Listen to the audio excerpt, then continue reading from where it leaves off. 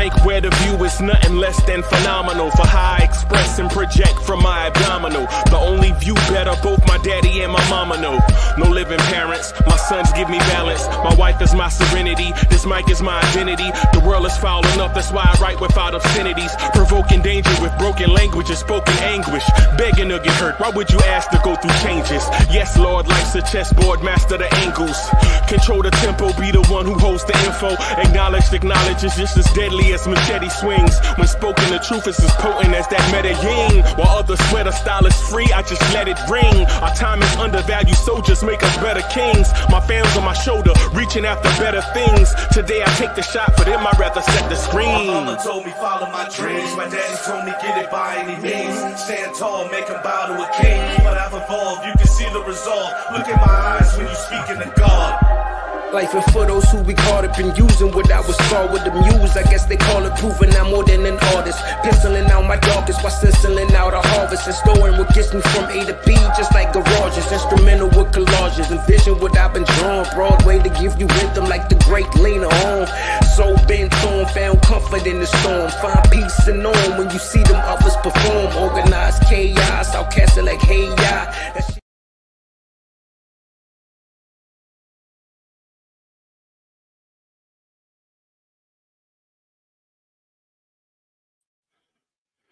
Yo, party people in the place to be. What's good? It's the #1 Chief Rocker Knicks Universe, your main man, Uncle Freezie. And welcome to the premiere Knicks in the Nighttime show. Salute to everybody. I hope you are having a fantastic night. I hope that peace finds you successfully.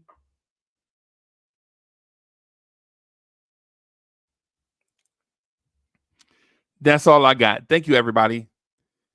Salute to Chef NYK. Salute to Latrell Sprewell is the American Dream. Salute to Ed Winnan. Salute to the son of the legend, Kerry Cox. Salute to Trini. Will Salkins in the building. Daniel Berry is in the building. What's good? What's good?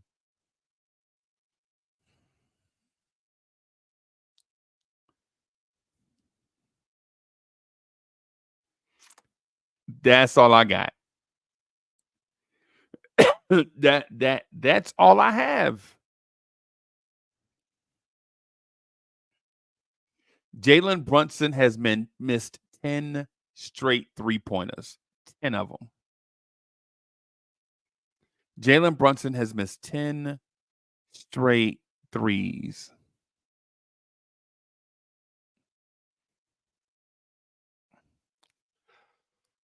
Honestly, I don't know what I'm looking at no more. I don't know what I'm looking at anymore. Jalen Brunson padded stats tonight.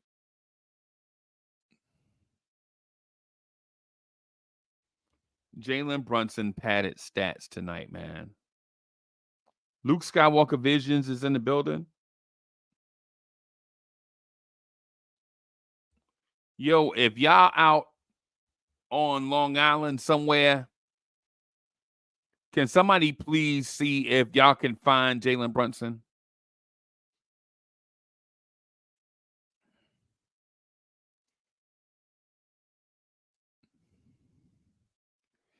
Clearly his 3-pointer is gone.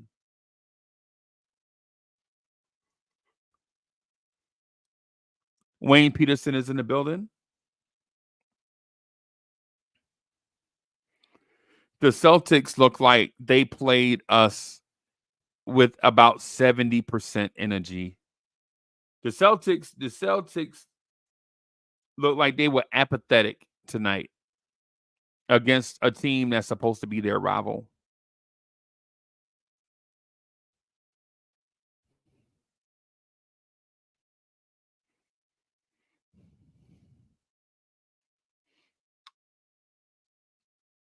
The Celtics look like they were playing half speed. They look like a cat playing with a mouse.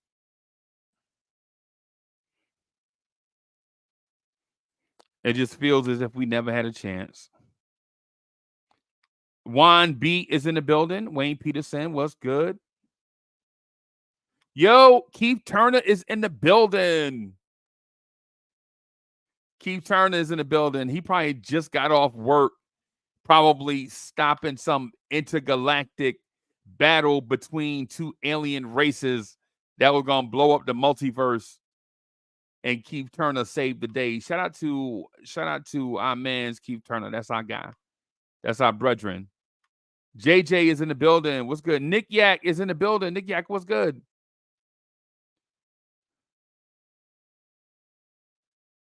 Nick Yak says, is it Tibbs' offense again? We just shot 50% 3, rebounding more assists, even quickly got an assist tonight. Even points in the paint. We lost turnover. Man, nope. I'm not Nick Yak. I'm not falling into that trap, man. You're not gonna get me in those trap debates about even though we shot 50%, such and such didn't play. No.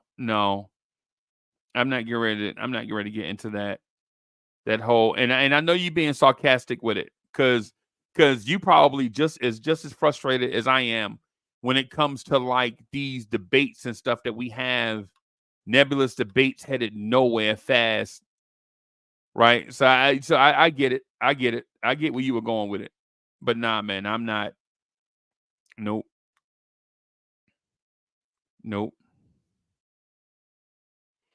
I get where you were going with that. Almighty Finesse is in the building.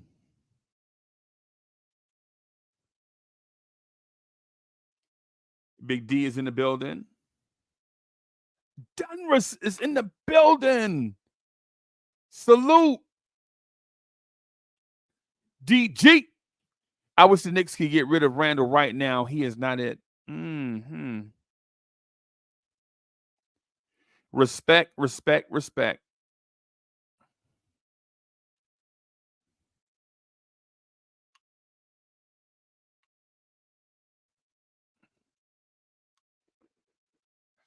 A lot of things happened tonight, man, that I'm frustrated about.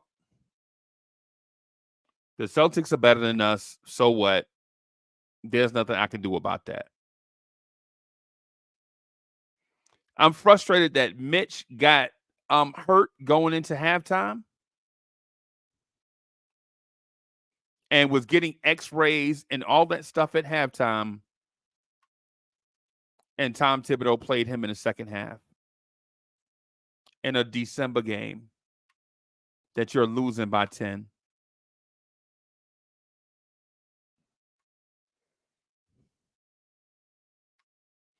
I'm frustrated that in a game you're down by 12 or so, approximately 12.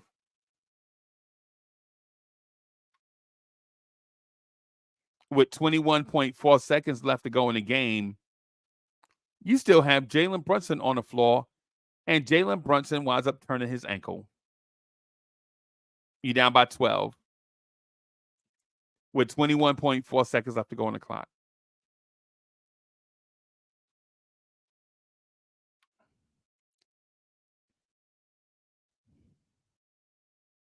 What are we going to do? What can you do?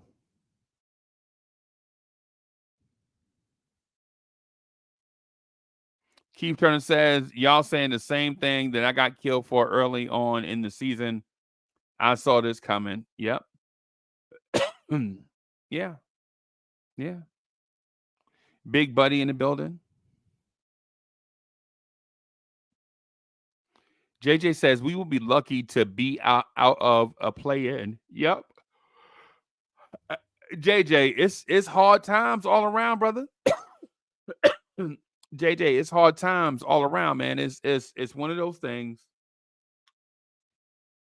It's one of those things, JJ, where the Mets are not doing anything and the Knicks are not doing anything.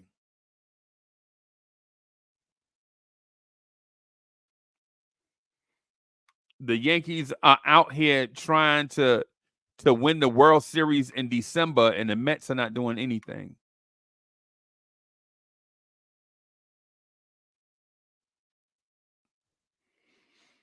Lloyd says, not gonna lie, Brunson sold my parlay.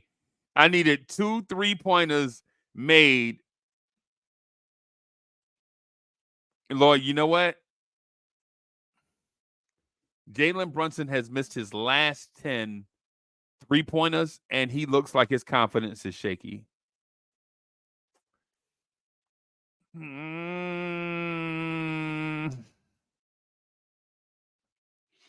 And y'all listen, I was calling around Knicks Universe to see who I could get to come on. I was like, yo, you know what? I'm gonna just go in here and watch the Knicks at Night podcast and just get somebody to come on and host it. And I'll just watch it, like be a fan.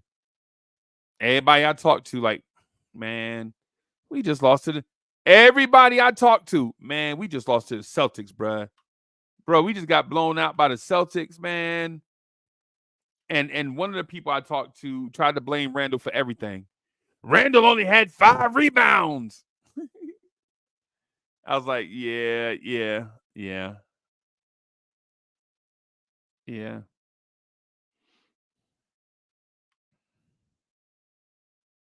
it's frustrating. Nick Yak says, we are going to the playoffs. Fans are the worst. Yeah, we are, bro. We are. See, the thing about it is every fan is a fan in their own way. Right? People are fans the way they choose to be a fan. And I don't blame them. I'm like, hey, man, listen, be a fan how you want to. Don't let nobody judge. Well, they may judge you, but don't let it bother you. If you live and die with each game, cool. If you need to see, if you don't check in until after the All-Star break, cool. If you don't check in until the playoffs get here, cool. If you sitting there with a notepad writing down everything that happened in the game, cool. Right? Cool. Right?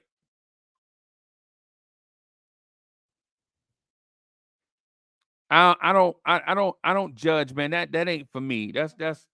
I think that kind of ruin the vibe. However you do it, do it. Do it satisfying. Manchild is in the building. Manchild says salute. You going to the game Monday? Manchild, you going to the game Monday? You still going to the game? You went to the other. Is that game in the Garden or in Toronto? Let me double check because I know. Let me double check.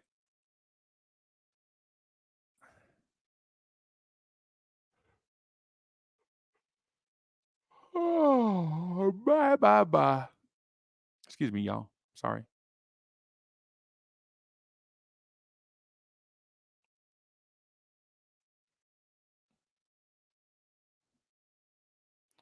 So that game is in the Garden, so you probably know you ain't going to that. He ain't going to that.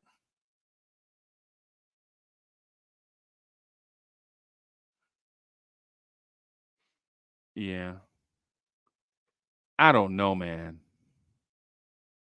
I don't know. I don't know what to help. I don't know how to help this conversation along. I'm in a spot where I don't know.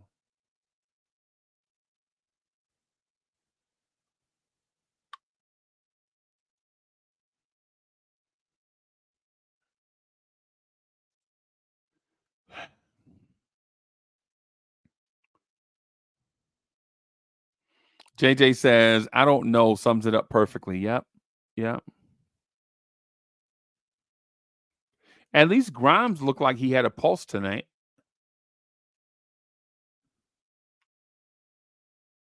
Grimes looked like he had a pulse.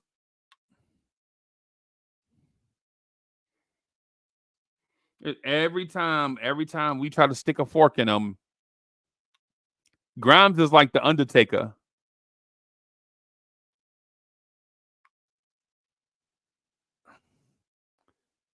Man, child, stop it, bro. Man, child, stop with all the bragging, bro. Man, Man child out here bragging about Otani. Okay.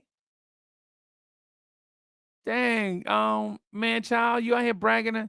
Yo, we about to get Otani. Yeah, I know, man. I know. But you know what though? All jokes aside, I would be doing the same thing if the Mets was getting Otani. You know what I'm saying? But we're not. So there's that. Big Buddy in the building. Jimmy in the building. What's good, man? Yo, Elvis is in the building.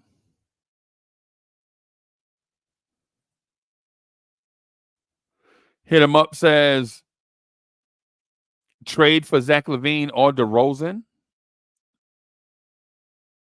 Salute to hit him up.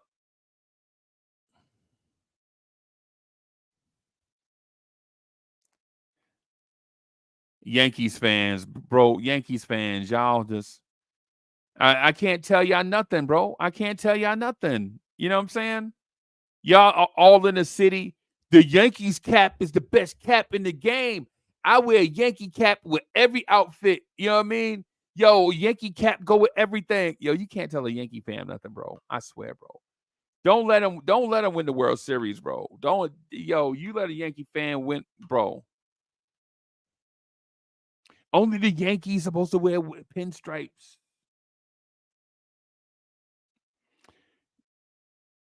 Yeah, I know. I know. I know. So let me talk about this game that I saw tonight, man. I don't think it's the end of the world for Jalen Brunson. The Celtics have a lot of good defensive pieces, man. I mean, Derek White is a great defender. Drew Holiday is a great defender. Peyton Pritchett is a solid defender. Jaylen Brown is a great defender. Jason Tatum is a good defender. And if you get through all of that and get to the rim, Kristaps Porzingis is 8 feet tall with a 9-foot wingspan and athletic.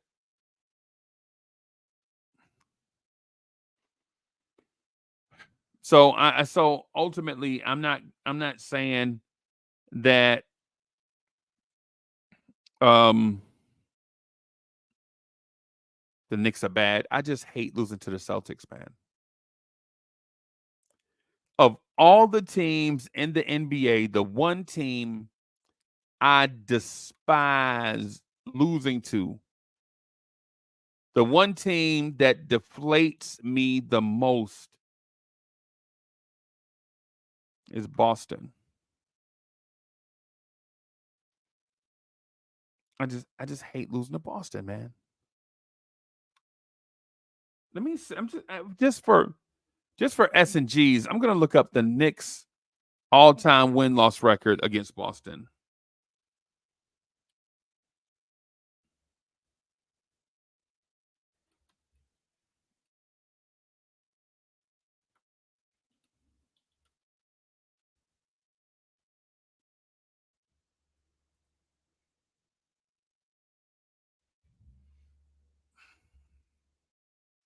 I don't even know why I did that.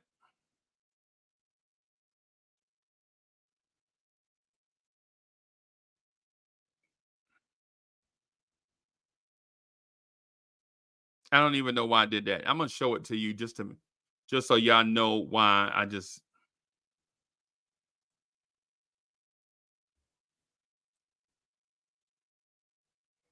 The Celtics are 302 and 189 against the Knicks for a win percentage of.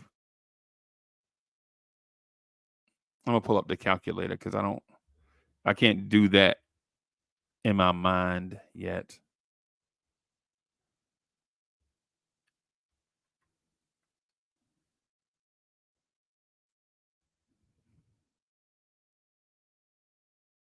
So 189 divided by 302 for a 62 and a half. So for a 63 win percentage, basically, rounding up. For a 63% win percentage.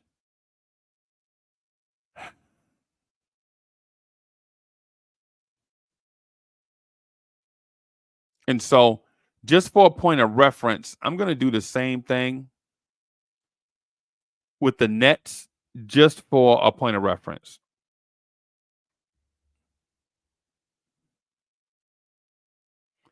The Brooklyn Nets have oh my God, the Brooklyn Nets have a winning record against us.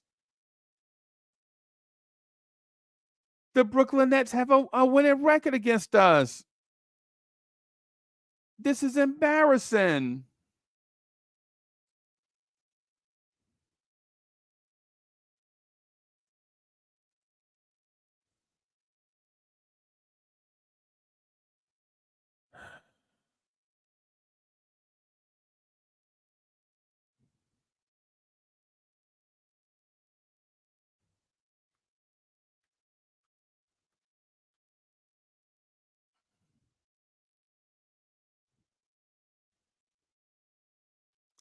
This is embarrassing, y'all.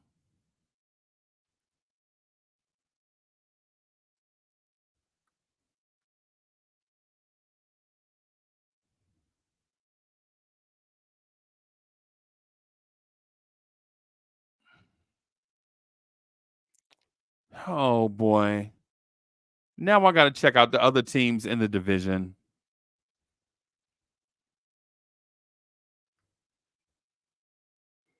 Oh my God. Bro, see how I be driving myself crazy with the little stuff? Y'all see how I be driving myself crazy with the little stuff? 205 divided by.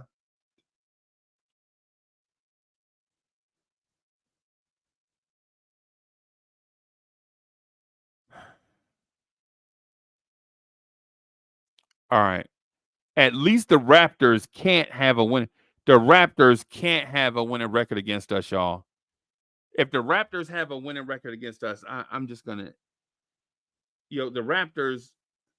Let me ask this: chat? Do y'all feel like the Raptors have a winning record against us? Do y'all feel like the Raptors have a winning record against us all time?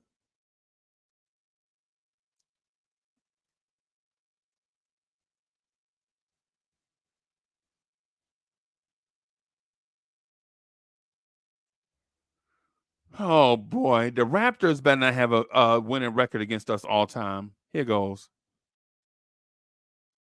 Oh my God, man!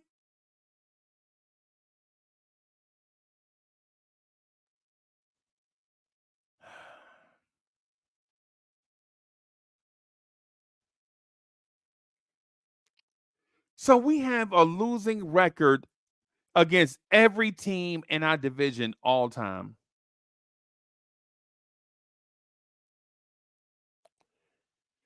Justo11, thank you for the generous contribution. Justo11 says, all I see is a franchise not into winning big. I can't believe this, bro. I can't believe it.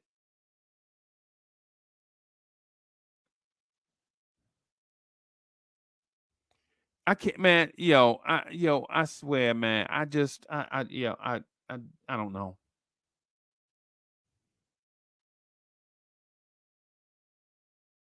So we have a losing record to everybody in our division all time. The old heads, the expansion teams, the ABA teams, you name it, we have a losing record to them all time.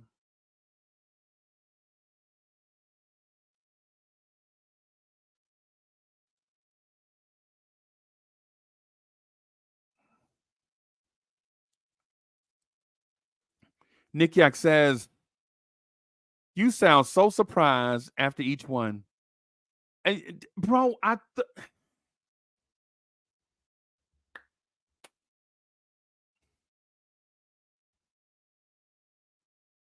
thought we were doing something.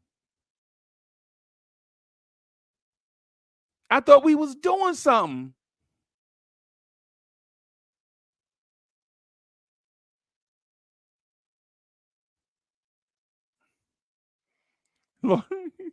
Lloyd said, trust Charlotte. Yeah, let's trust Charlotte. Let me put it back on the screen. We better not, bro. We better not have a losing record to Charlotte, bro. We better not have a losing record to Charlotte, man. We better not. Yo.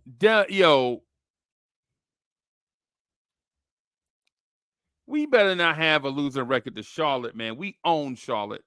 We better be 50 games over 500 against Charlotte, right? I'm going to click the button, man. I swear I don't know the result, but I'm going to hit this button. 3, 2, 1.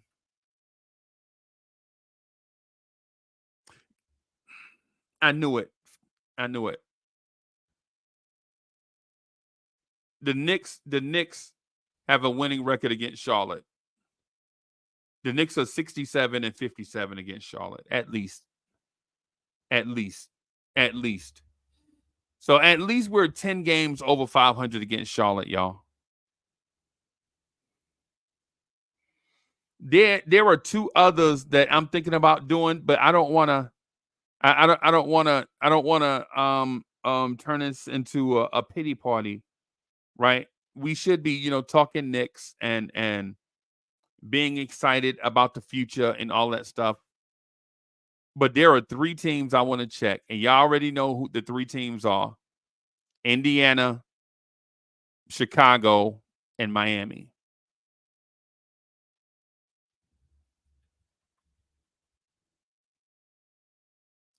What do y'all think?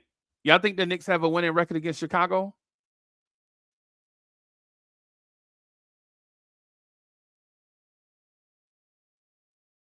Y'all think we got a winning record against Chicago all time? I think we do. I think we're probably like 50 games. I think we're probably like at least 40 games over 500 against the Bulls. I'm going to hit the button, right? 3, 2, 1, Chicago Bulls.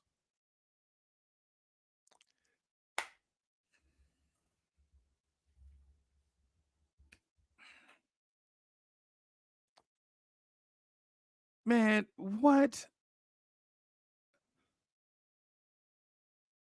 Man, come on. See, this one hurt right here, man. See this one right here. This one hurt because outside of Michael Jordan, yo, the Bulls are trash. The Bulls are 127 and 115 against the Knicks. Man, this is crazy, man.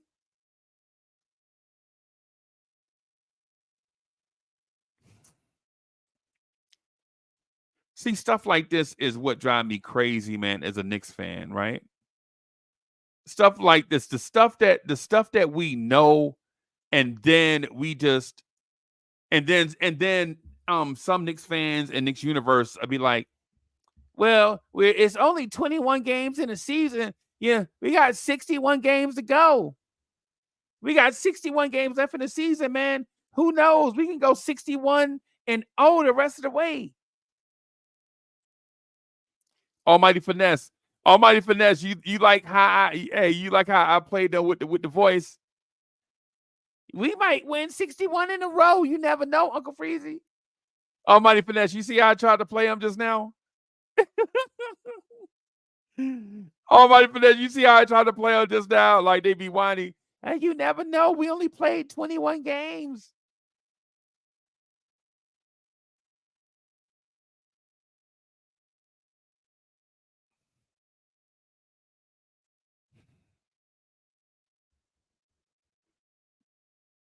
I'm gonna check the Heat because I know we have a winning record against them, right? Because they be trash all the time. So I think this one is a layup.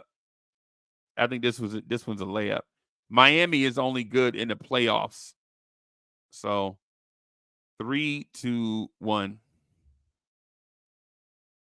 Bim, there it is. There it is. The Knicks are 5 games over 500. The Knicks are 70 and 65 against the Heat. I kind of knew that when I felt good. I thought it was going to be like 35 games over, but at this point, I'll take 5 games over. I'll take the wins where I can get them at. But I got the Pacers up here. What are y'all thinking? Y'all think the Knicks? Let me do this right here too. Y'all think the Knicks have a winning record against the Indiana Pacers?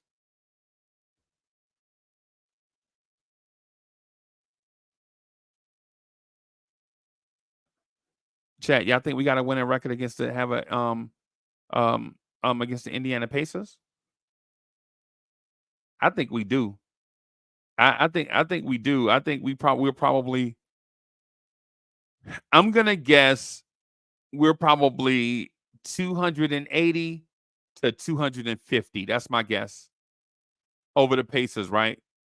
280 to 250. Anything less than 30 games over, I'm gonna be mad as hell for the Pacers. Right?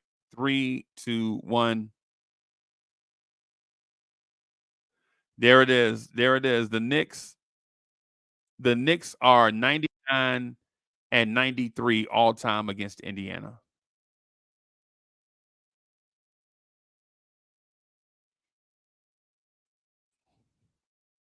So I think Almighty Finesse said, do the Lakers. I'm going to do the Lakers, and then I'm going to move on from this. All right, there's the Lakers. The Lakers are 172 and 125 against the Knicks. Damn. That means we don't. Okay.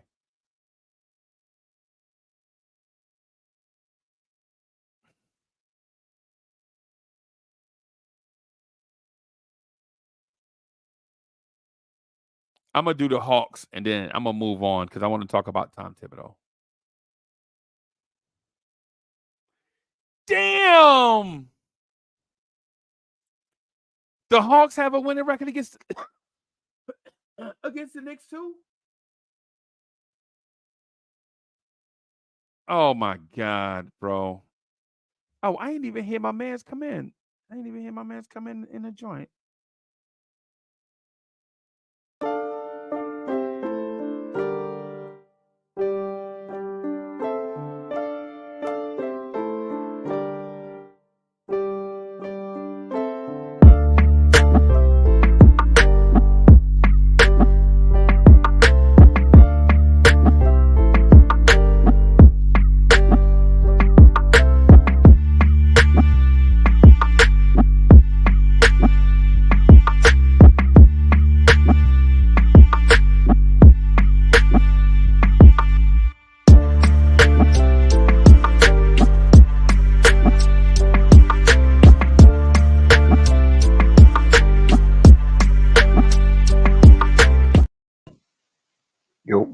Yo.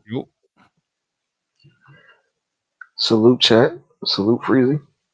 Hey, you need to get Cully an intro or something, man.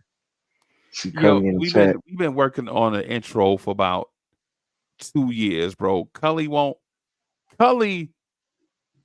is that quitter, the fake boss spitter. You know what I'm saying? Talk to these brawls, but won't get with her. I be trying to like Cully. Yo, come on, we got to do an intro together, bro. Me and you can legit, you know what I'm saying, get these fancy calls and spit these bars. And we can just spit these things wherever you are, Cully. You know what I'm saying? The official boss spitters, me and the Cully go. Yeah, man. But Cully ain't up on you know what I'm saying? I don't think Cully want to rhyme no more, bro. I think that's what it is. I think Cully retired. Cully, you just need a beat, bro. Cully, you just need a beat. I think Cully just need a beat to spit on. That's Cully. You need a beat to get on so you can get and so you can spit on.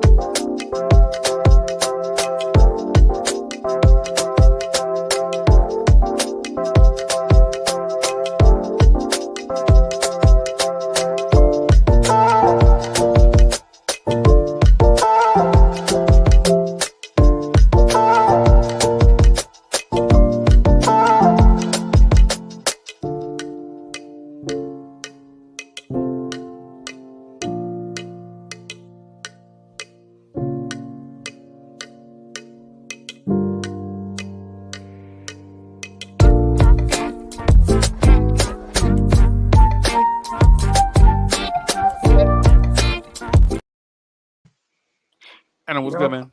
yo, what's up, The Freeze? What's Rangers up, suck, Dre? bro. What's good, bro? What's good, y'all? Shout out to the chat. Shout out What's to up? all of y'all. What's up, Adam? Hey, what's up, Dre? Hey, I want to say tonight's game was a disaster. Mm. Can't hard to argue against that. Yeah, you notice I hadn't even. I think I've been up here for like 30 minutes, man, and I You hadn't want to talk even. about nothing? You don't even want to talk about the game, man. Right, I want to talk about Cully intro. Cully, we can use keys to the city. Hey, Cully, come up here so we can play so we can talk about keys to the city. Come on, Cully. Cully got a joint called Keys to the City. Shout out to the Cully Goat. Cully up there with the ladies and all that. Cully up there, you know what I'm saying, all swagged out. You know what I'm saying? He up there rhyming, talking to the mommies, and the R&B chick is singing, you know what I'm saying, and doing the little bridge. And my man got like 10 racks in each pocket. Shout out to the GOAT, bro. Yo, shout out to the Bronx and to Queens, man. Shout out to the island, man. Shout out Cully out there, you know what I'm saying, representing Queens, man. It's not where you from, it's where you at, right? Yep. Shout out to Cully.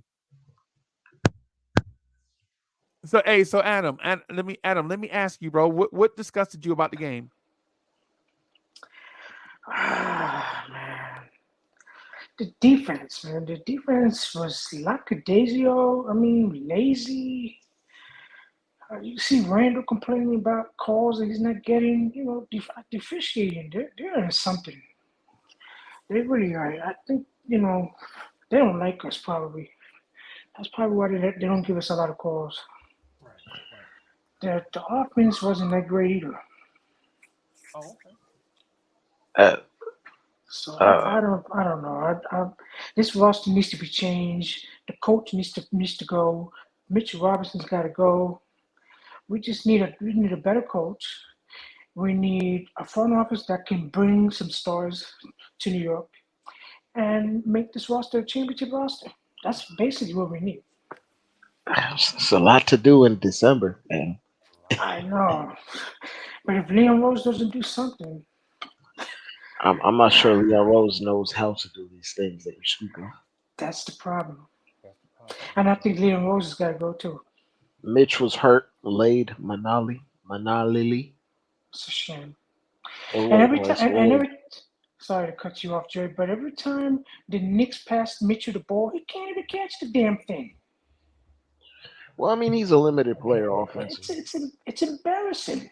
Yes. I'm watching the game and it's like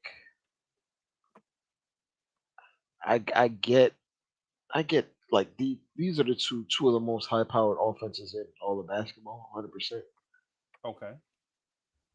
Okay. But isn't our coach like a defensive mastermind? Like, why is all of our pivots is like we're either gonna play drop or we're gonna try to switch everything instead of like why don't we just hedge things or trap? Like I don't understand. It's just there are physical limitations to some of the guys on our team in terms of playing defense, but at some point, But you if you knew that Jalen Brunson just didn't all of a sudden just turn into a yeah, 6'1" guard, right? Or 6'2" guard, whatever they list him at. but Freezy, we gave up 279 points over the last two games. Right. And we could have given up 300, bro.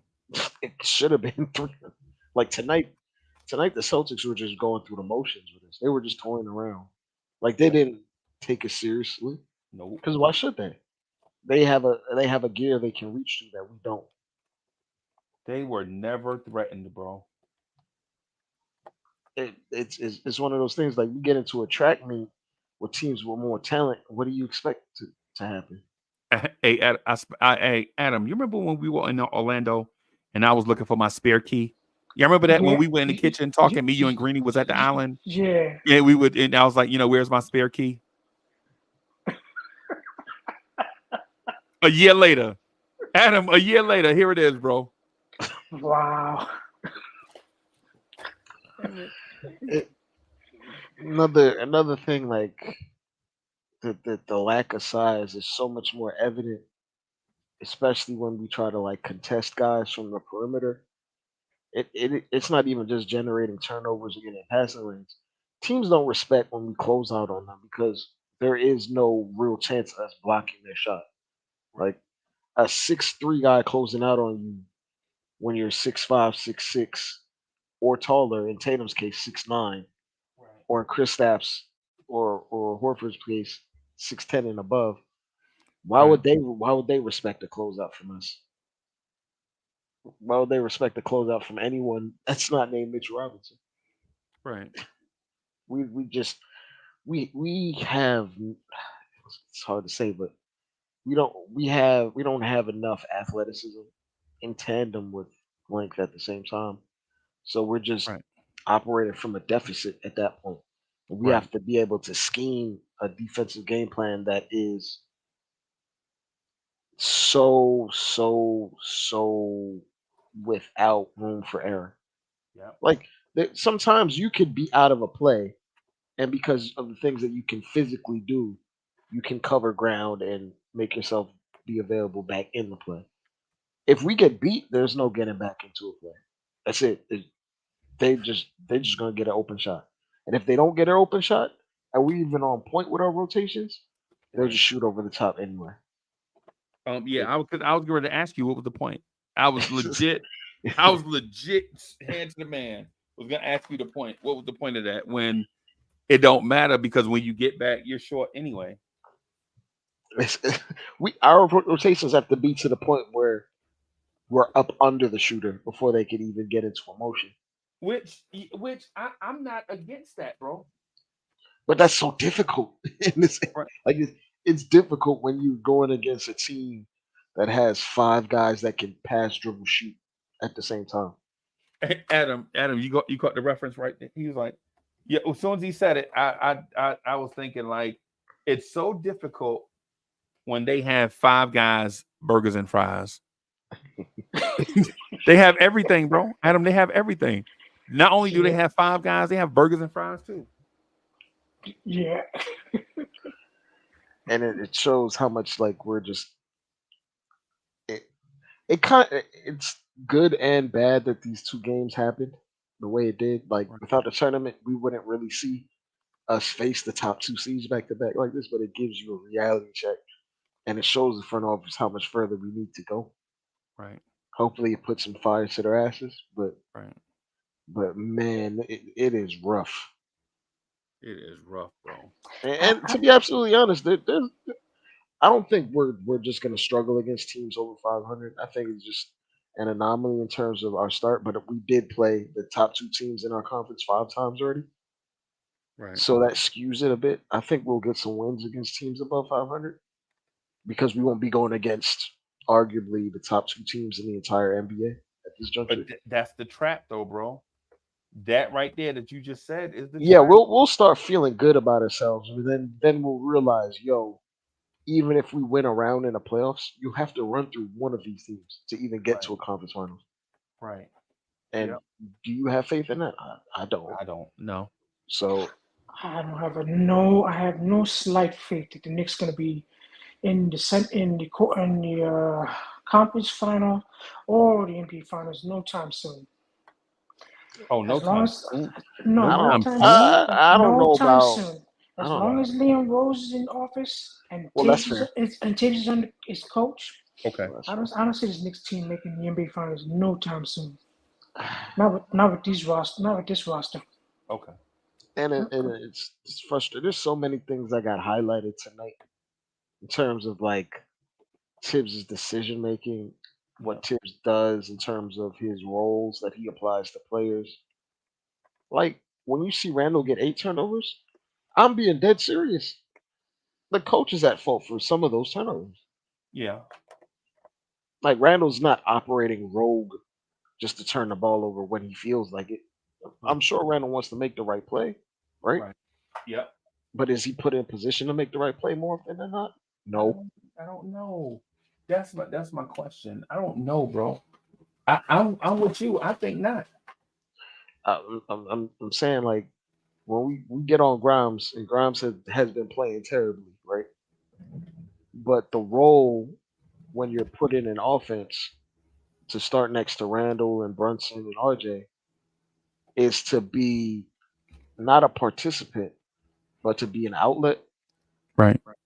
There's only so much you can actually do with your limited opportunities. Like Dante played 20 minutes tonight and Yep. he had 6 points. He was out there getting cardio. And he barely took any shots, which is the Yeah. same thing that we got on Grimes about, right? We were like, Grimes, you out there, you a shooting guard, you got to shoot. How many shots did Dante take? 4? 5? Yeah. Yeah, he didn't get the That's ball that much. that's genuinely a role that Tibbs put him in, and we can go, but we can talk about every two guard that we had over the last over the time that Tibbs has been here. Name any two guard that we had that started at the two. Their role has been severely capped in terms of what they're supposed to do or what's asked of them. Okay. And when you do that to a player, you can't expect said player to just break out and decide to be a 20-point per game guy when all you're asked to do is sit in the corner. Yeah. Like I'm watching the second unit with Grimes and I'm just like, why the hell are they running pin downs all of a sudden? For Grimes? Yeah, all of a sudden. What do you mean? They don't just run. They didn't just run. Bro, that second unit offense, from what I saw, hadn't changed. Exactly. I mean, but And, it's the same. But that's my thing. Like the Now, second now unit you may offense have hasn't added a changed. better shooter to that, No, no, no, no, because no, Grimes is a better shooter than Josh Hart and DiVincenzo. no, no, no, no, no. What I mean is yeah, but he's more regardless, aggressive Grimes on the because he first unit was. and the second unit, he didn't perform. Hold on. Regardless, like we actually drew up plays, multiple plays to get him open, and those plays you rarely see a flare screen for our two guard when Randall and Brunson are out there. It's just a product of what their tendencies are. Like the tendency for us when our two guns are out there is to feature them, and everyone else is to be a supplement of that. There's clearly not as much ball and man movement when our big guns are in there. And granted, to be honest, when you have your most talented players out there, the ball tends to stick in their hands. That goes for a lot of teams. That goes for a lot of teams, bro. But when you're looking at it from a perspective of like, yo, we don't have a top 10 player, we don't have a top 15 player at this current juncture. Right, right, You cannot live by this. You can't live with the ball sticking in the hands as much. Like you can do that when you got Dame and Giannis because they've right. proven to be high usage guys that can do it on a game to game basis for years at that high level, averaging 30 plus. Like you can live with that Right. when you have those types of guys. But with our roster, it's like we have some players that can get points, right? But we generally we have to do it by committee and depth. That's how we normally beat teams, That's how we have to. Yeah. which is fine. This is how we do it. So if you're gonna have to live by that, then you can't have the ball sticking in your top gun's hands like this. But I also feel like I mentioned this to you earlier. It feels like some of these guys are trying to make an all star team. That's with how they play. Yep. It feels like very me. I need to establish myself. I need to do this. I have to hit a certain amount of points. Brunson's in the game getting empty calorie stats. I love Brunson, but there was Did nothing. you did you did you see him late? Did you see him late in the game? Yeah, Yeah. A bunch of empty calorie stats. it was just a bunch of fluff. And Yep. and another thing that kind of irritated me. We went on a run right to get us back in the game. I guess maybe down 8 9 points with 7 minutes ago, 6 7 minutes. Right, right, right. The only guy that was like consistent on offense the entire night, Tibbs pulls him, RJ. I, I can't. He pulled him, and I believe he put in like Josh. Or no, he left Josh Hart out there. Josh Yeah. Hart was part of the lineup. He pulled him to put in Dante, I believe. Okay. Dante and Brunson, and nothing. Right. It fell apart shortly after that. It it's just like if we're one of those teams that have to do it by depth, then there has to be ball movement and unselfishness, not this hunting a switch type thing, or not this thing where it's like we don't seek the extra pass or the hockey assist. Like a lot of the things that we do, it's to attack a mismatch and to kick out for the direct assist. I don't think there's enough complexity in our decision making. Now, if some other team or some other players were to run our sets, you might get the hockey assist because some of these players are wired differently. They have different skill sets or they can see the game at an advanced level. But when you have this generally grossly simplified offense, you're not going to get these complex outcomes when you don't have these complex minds running the offense. It's like when you watch the Pacers, they're not running anything extremely complex, Nope. but Tyrese Halliburton makes it look complex Yep. because he Yep. can All it attack is, from all it multiple is angles. all it is Steve Young in the West Coast offense, bro. You're not creating and recreating the wheel. All you're doing is putting a very skilled player in an established offense. That's it. Yep. Are you all? It's not like you're putting Brett Favre in the West Coast offense, bro. You know what I'm saying? You're putting Steve Young in the West Coast offense. That's all you're doing. And he's dissecting. And that comes with some guys that just process the game at a higher level. And if Right. if you if you don't have those types of players, then you have to rely on coaching to Yeah. supplement that player and help that player perform optimally. And I don't think Tibbs is that guy. Um. Tibbs leaves guys to hang out to dry far too often, Okay. in my mind. What do you think about that, Adam? Oh boy, Adam went to go watch the Rangers game. Not too much of a hockey guy, but I did check the standings. They look pretty good this year. I love hockey, bro. I ain't gonna lie. I love it. I should do a hockey channel, bro. I would do a hockey channel. I've been away from hockey for so long though that I don't even know rosters or skill Yeah, sets, none of that. you So gotta you gotta come in. You gotta you gotta tune in, get. and, I and, gotta and get I back and I into it. and I know you want to speak from an educated place. You're not trying to Yeah, talk just to talk. yeah, yeah, yeah. We used to go watch the Devils in Atlanta when Atlanta had a team. Yeah, man. Mm. Yeah, yes. Big L in the building. Harlem Virtuoso was good with it. Um, Dre, I think you're wrong about Randall. It sounds like you're a Randall hater. I didn't say anything wrong about. Well, did I sound like a hater about him? I blame Tibbs for a lot of his mishaps tonight. Yeah, that might be right. You may be right. Tonight, like I feel like Randall is a flawed player, but there's a lot of flawed players in the league that I perform at a think high level. Randall is a top 3 player in the East right now.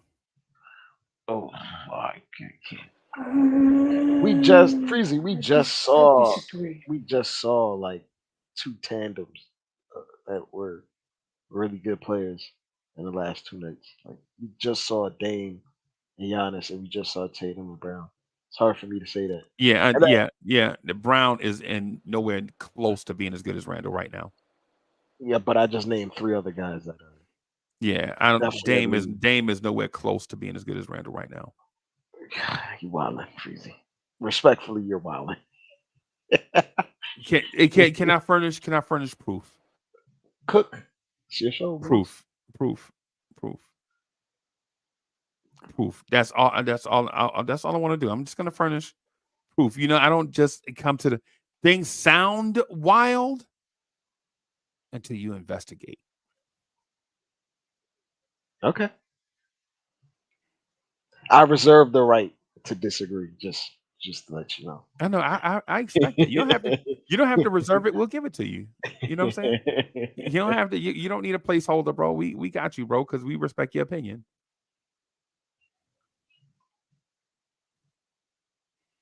In December, against those teams that you just mentioned, just in December alone, chat, before y'all go crazy, right? Just in December alone, Julius Randle is shooting 64.7% from the floor, 50% from three, and 93.3% from the free throw line.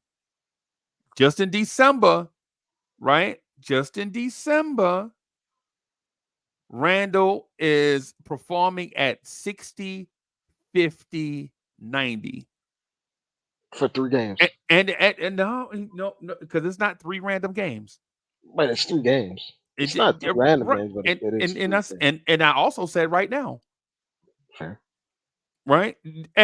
Adam, didn't I say right now? Randle is a top 3 player in the East. Yeah. Well. Hold on, time out. Yeah. If we're going by right now, as of last night, no top 3 player in the East has 8 turnovers in the game.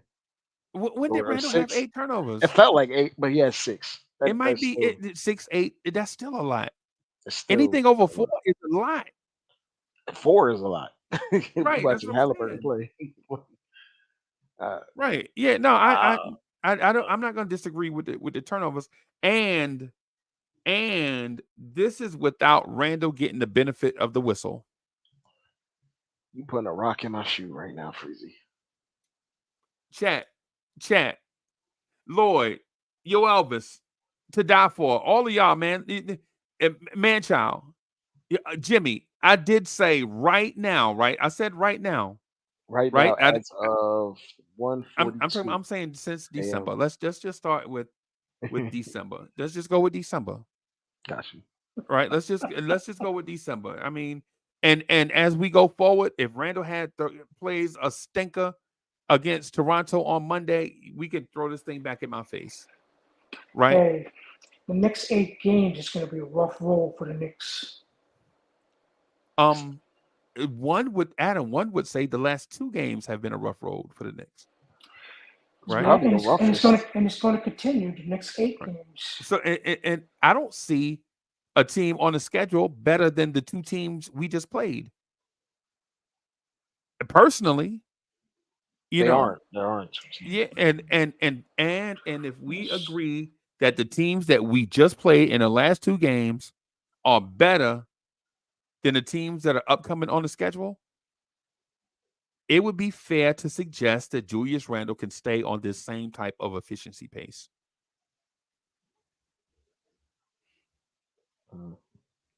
Well, I'm hoping he does. I'm hoping he stays at this pace because we definitely need it when you're going against teams that are playing at, I don't want to say 500 or high better. levels, but yeah, playing at 500 ball or better, Yeah. or even a couple games over 500. You need Randall at his best, or not even at his best, but Something.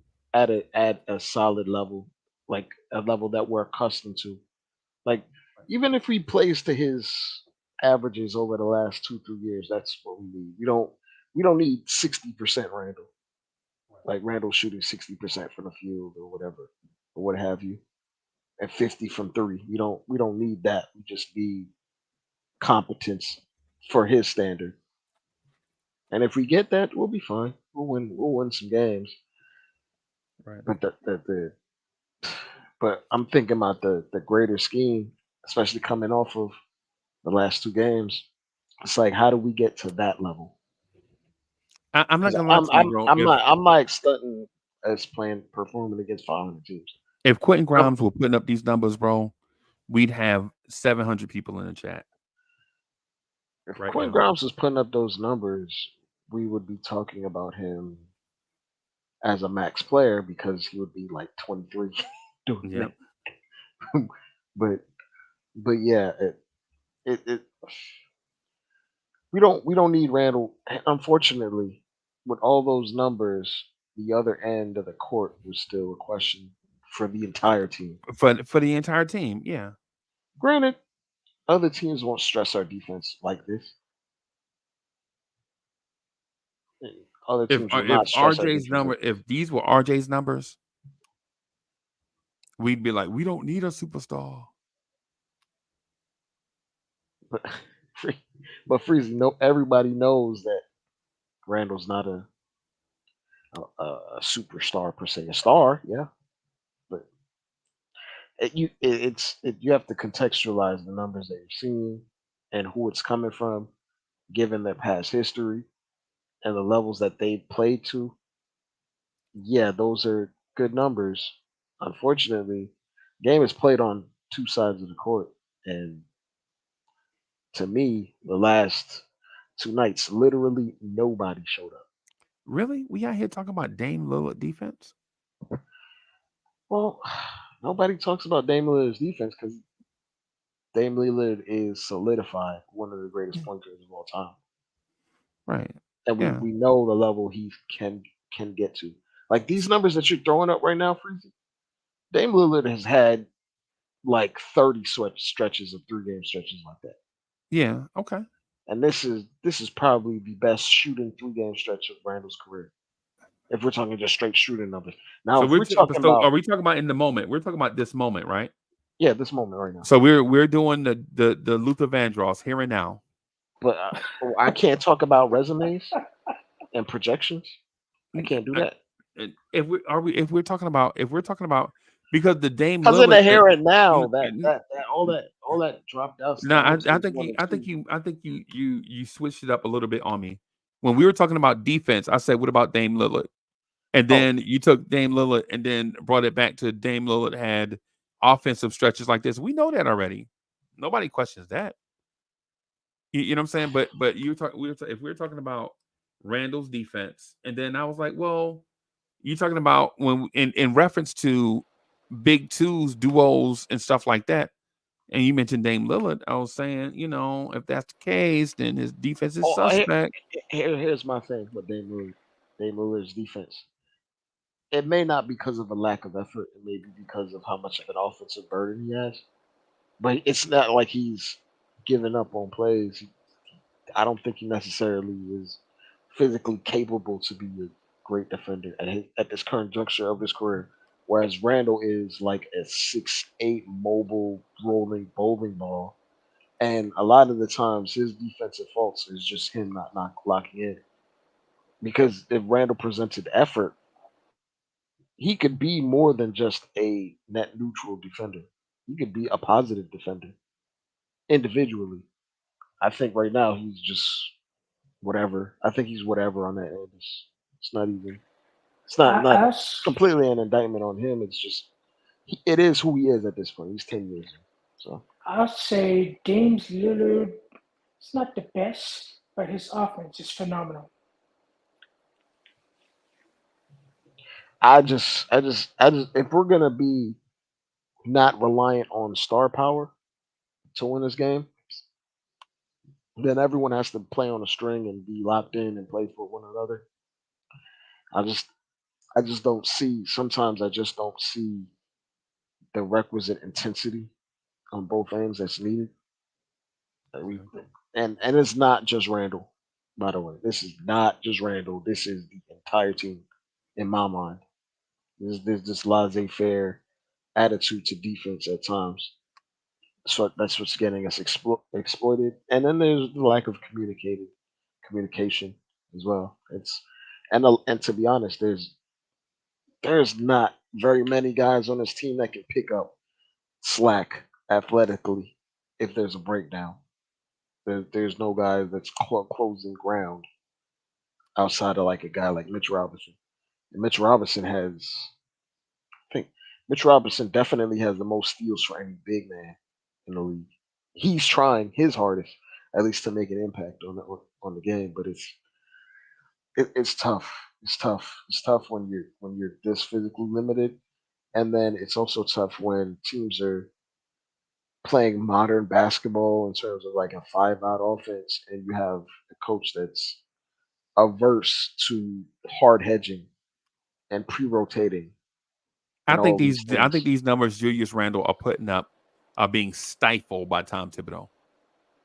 Could I be think those better. numbers that I just showed you can be 20% better if Tibbs would take the shackles off people. Can you further explain like the shackles, like examples of the shackles in your mind, if you don't mind? Tom Thibodeau is not allowing the individual parts that are really good to be really good as an individual part because he feels like the whole is the most important thing all the time. Yeah. And I'm here to tell you that the parts or the whole is more important than the parts. But when the whole is not doing his thing, sometimes you got to get Michael Jackson away from the Jackson 5 and let him do a solo thing. Right? Hmm. Right? Adam, Adam, you understand what I'm saying, Adam? Yeah, I understand. And Right. I feel Tibbs is overplaying Randall. He played Randall the entire first quarter. He played Randall the entire bro, Well, who does Great that? Freezer, didn't we just have this debate? Like, but not with Adam, no. oh, not with Adam, but yeah, Yeah. like I'm like Who does that? Right. I'm looking at the Celtics. Tatum gets subbed out at the 6 minute mark. He comes back in at the end of the first quarter, Fresh. fresh legs to play second units, And and we Randall was guarding him too, by the way. and we just burning Randall down to the studs Right. Exactly. in the middle of December. Right. And this is coming off of us having a conversation about how Tibbs subbed Randall with Giannis. Yeah, and and you're looking around the league. Tibbs relies on these guys to be like superstars, but he doesn't handle them like superstars. He Right. handles them like they're just Exactly. any old guy that can play as many minutes as possible. Like they fighting for their game check. Right. That check clear that Randall's gonna get It's for Friday, right? The yeah. direct deposit already hit. What do we yeah. Randall direct deposit for 500,000 is going to hit, Yeah. and Tibbs is treating him like he is a two-way player that needs to play 40 minutes for his Like career. he treating Randall like he got to break up that 500,000 26 times and Randall getting paid every 2 weeks. Come on, bro. Bro, come on, bro. Dre, I just showed you that man numbers, right? Recently, you just saw him, right? His most effective game was him being subbed in timely so he can get his legs over the course of the game. And Randall, and here's the thing. Here's the thing, right? Randall, those numbers that I showed you in December are against Pascal Siakam, Giannis Antetokounmpo, and Jason Tatum. That 60, 50, 90 that I showed everybody, that's against Pascal Siakam, Whoa, whoa, whoa, Giannis, whoa! Even, I'll and give him. Jason Tatum. I'll give him. Primarily, you know, I'll give him more credit. They really had what's his name on him way more than Tatum. Drew Holiday. Drew Holiday with help, which is why right, a lot of the right, turnovers happen. right. I mean, I get it, but in terms in everybody mind, it's the And like by the way, Drew Holiday is an elite defender, very, very elite. So it's right. not But not an but indictment. Jason but Randall is guarding Jason Tatum, Pascal Siakam, and Giannis. Right. That's what we expect. Right. In these premier matchups on paper, whatever. No one guy is being guarded by one guy. That's just not how it works. But Still 10 guys on the court. yeah, yeah. So Pascal Siakam, Giannis, and Jason Tatum is the matchup, right? And Randall is 65, 50, and 93 in that 3-game stretch. And he's got Pascal Siakam again on Monday. Right? So, and I'm telling you, and Adam, I'm telling you, when Mitchell Robinson left the game injured and we were down by 12, you got to go small, put Randall at the 5 role. You got to Yeah. go small, put Randall at the 5, and if Kristaps Porzingis is shooting 3-pointers contested threes by Randle at 30 feet. I gotta live with that, bro. I gotta live with a 7'3" guy shooting threes from 30 feet. I gotta, bro. If you hitting it, if you're bro, playing you a the track man. meet, if you're playing a track meet game, then Right, go all in with the offense at that point. right. Yeah. Because ultimately, you don't need Randall to do that for the rest of the game because Hartenstein was balling, right? But why are you gonna put an injured Mitchell Robinson back in the game when you know he hurt? That's the problem with Tibbs, man. He doesn't use his brain. And I want to ask you both something. Do you notice that every defensive play the Knicks are on defense that they're double teaming and every defensive play? It's like a predictable double team. It's not even like It's it's not unreal. even like if you watch how the Celtics double team, it's the complete opposite of how we double team. Like we we make our double teams completely predictable, whereas they watch when Randall decides to turn his back, then the doubles come. It's like They're then they have doing the rotation set up. When we double team, our rotations are garbage outside of we're the double doing team. and we're double teaming on every time we are on defense. That is why you see so many 3-point shooters wide open and they're knocking their 3-point shots down because there's no man on them. Because the Knicks always put two guys on one guy.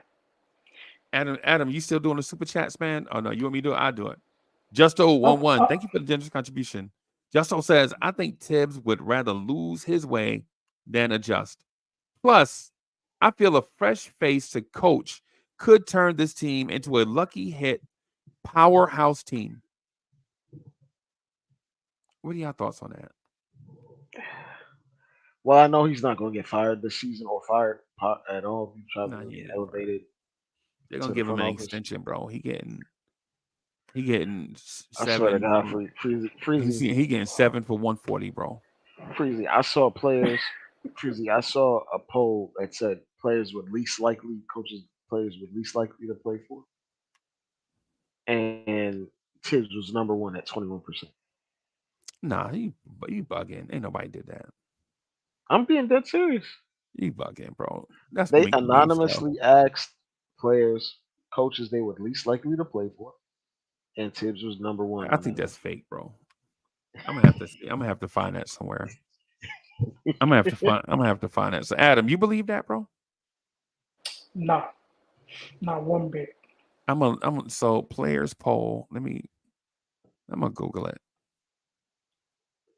Players poll.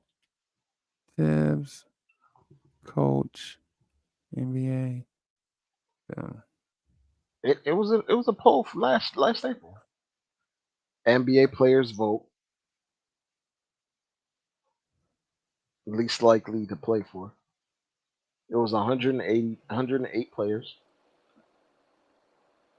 You see the article? Because I could post it for you if you don't see it. 108 players voted that they would play for Tom Thibodeau. No. 108 players were polled, period, anonymously, and 43% said they would not want to play See how the for number. Celtics. See how the number keep increasing, bro. I forgot what the actual number was. I thought it was 20 something, but it was actually worse. It was That way worse than I anticipated. Actually, that's the number right there. 43 points. So when we talk about like guys and stars that want to play here, I'm just like the best you're gonna do is Donovan Mitchell at this current junction.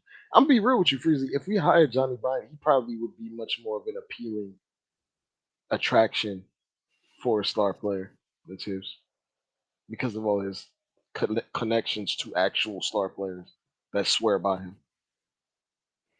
So what is 43%? Out of 108, 43.6% of 108. That number don't sound right. I'm gonna pull a calculator. That sounds like that don't sound like a real number. That don't sound like a whole number. I'm sorry. Out of 43.6 out of 108, that's not even half of that number. that they wouldn't pay for Tibbs. That number's got to go up. They probably rounded it, but it was 47. 47. 47 out of 180. Okay. If that They number probably can rounded go up that to 43. But you can't round up a human being though. It's got to be a whole number. It can't be half of a player. if that number can That's go that's up to 70% or 80% out of 108, that would be better. okay. 43 is too low. Too low. Yeah, 42% out of 108. That's too low. Or you think everybody hates Tibbs? I would hope that number will go up. That's what I hope. If it goes up, that means nobody would want to ever play for Tom Thibodeau. Yeah. If it went up, So basically that number is what, 45 people out of 108? that's a lot.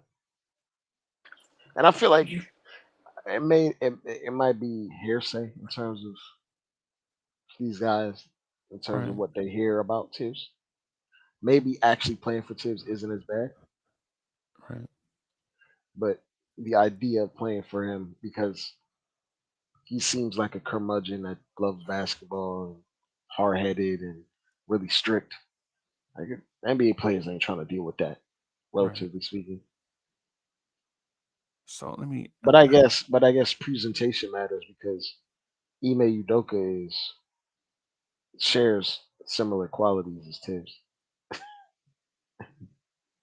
right. So,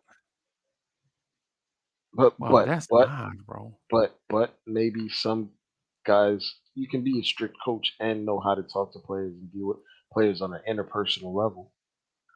And historically speaking, Tibbs isn't the best communicator, Right. so that might rub guys the wrong way. It may. It may. Okay, I got the number. So it's 47 people out of 108. Yeah, I said that's what I said. Like they Okay. rounded up, but it's Yeah, still you to 47 people. yeah. The percent number was rounded, but it was really 47. Yeah, they should, because I have 43, 518, 518, 518, 51852. Yeah, but So they it should was have rounded to 43.5, but they don't like Tibbs, so that's why it's 43. They don't like Tibbs. Like it just you're like, fine, how about just round it up? Yeah. When it's exactly 5 and below, you round down. Or was it 5 and below, you round down? 6 and above, you round up, or whatever. That's just my pettiness right now. But yeah, man, this thing is 47, Dre, 47 people out of 108. And it's with active players? yeah. That's odd, bro. That's odd. And like from the outside, even guys that may not play for him, they see. And I mean, to be honest, players talk. So Right. at that point, maybe ex Tibbs players or players, or they can see around the league. Like, remember when? I mean, you can see public opinion about Obi and Cam and how guys feel about him. Like, you remember when LeBron talked about Cam Reddish and oh, maybe he just needed a shot. Yeah. LeBron has always sent like little shots at Tibbs over the years. Yeah. So He's always sent jabs at the establishment. yeah. Yeah, and that LeBron has always done that. Anything old school, LeBron has been sending veil shots at anything old school. Yeah. 100%.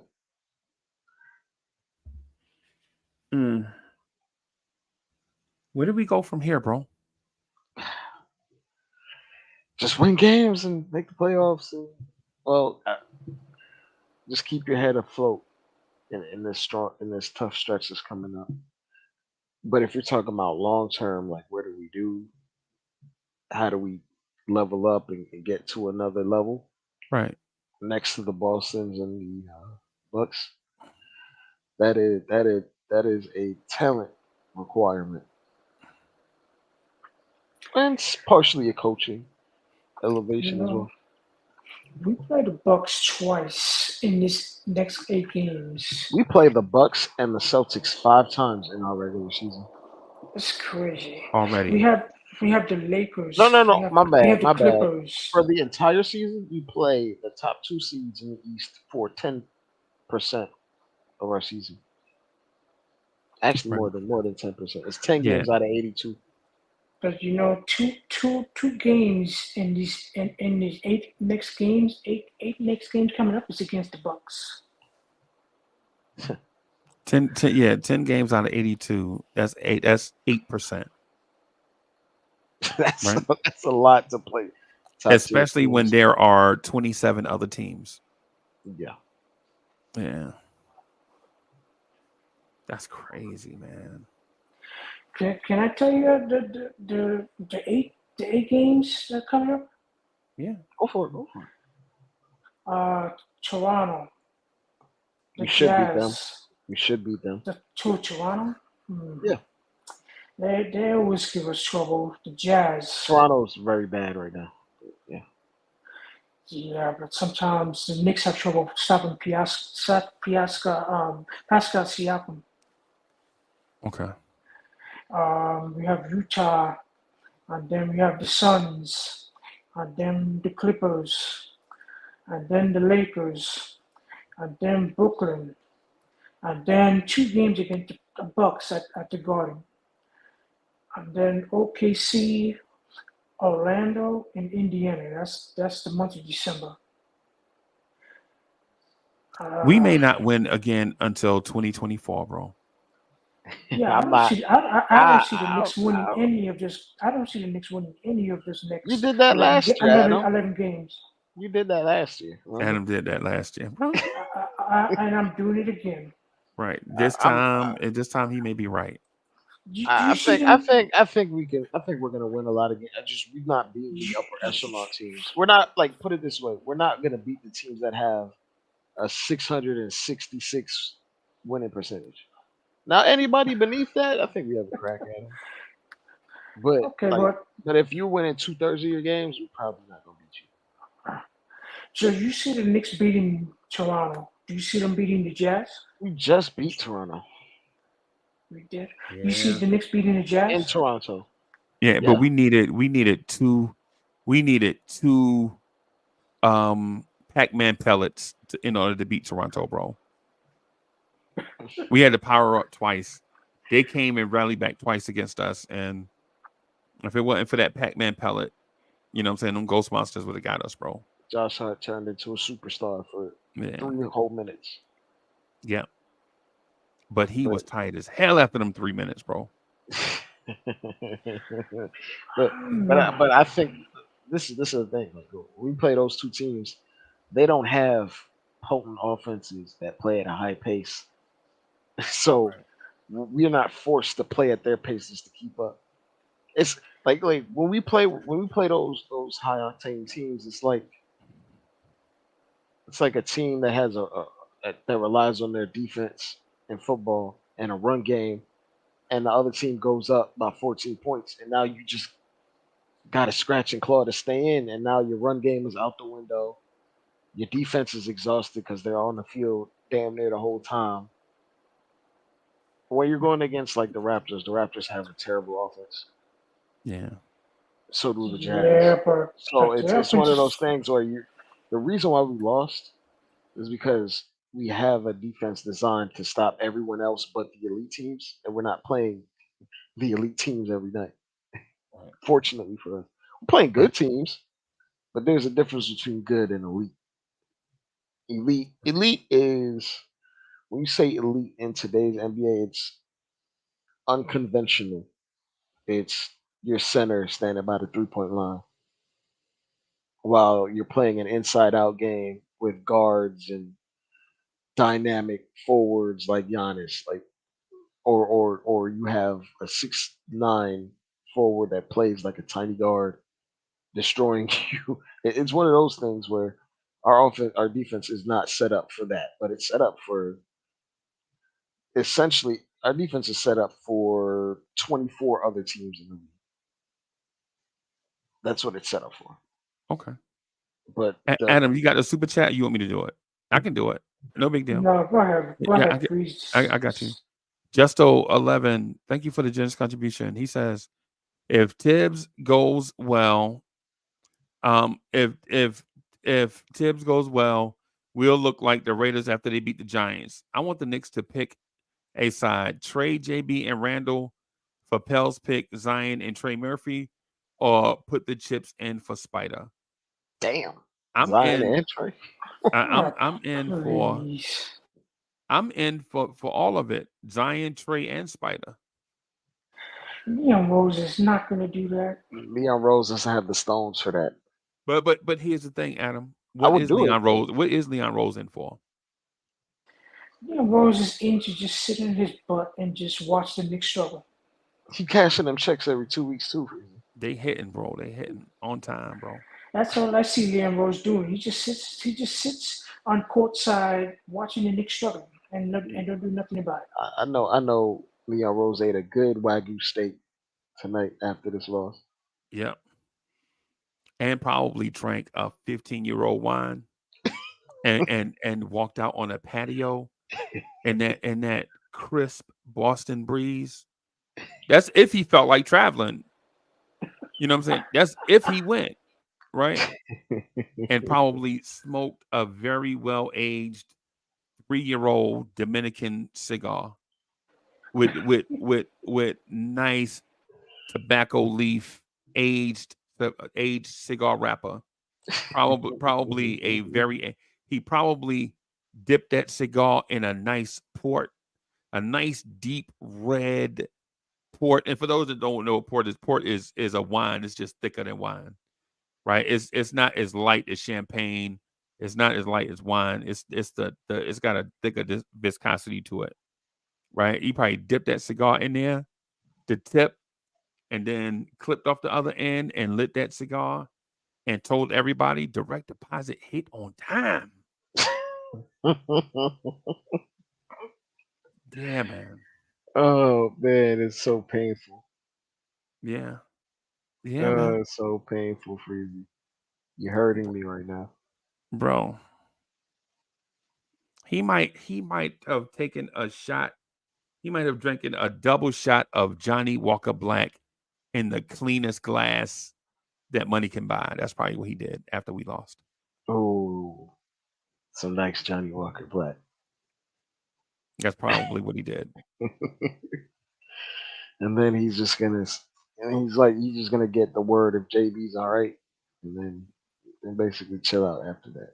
Yeah. I think this is the thing. Leon Rose got Tibbs because number one, that's his man.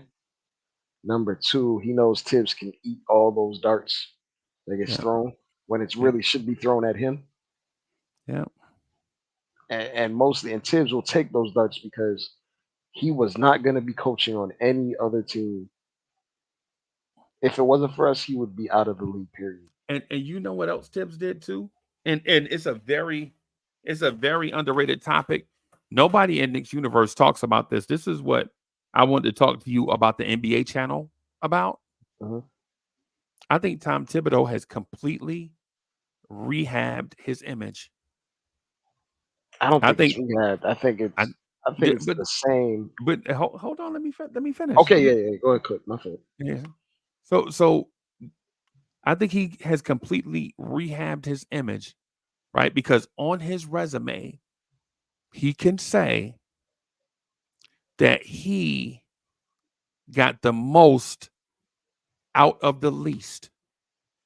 And if you're the other 29 front offices and you look at this roster, right? When you look at the roster, the only player you might consider long-term is Jalen Brunson, but not even Jalen Brunson. I'm here to tell you that if you package Jalen Brunson and Julius Randle together, it won't get you Giannis. No. Brunson and Randle together can't get you Luka. Right? But if you go to Dallas and say we'll give you Tatum and Brown for Luka, They think about it, they may not do it, but they think about it. but they think about it, right?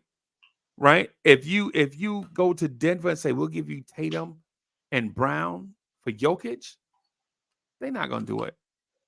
But they be like, damn, Murray, Brown, and Tatum for the next 10 years together?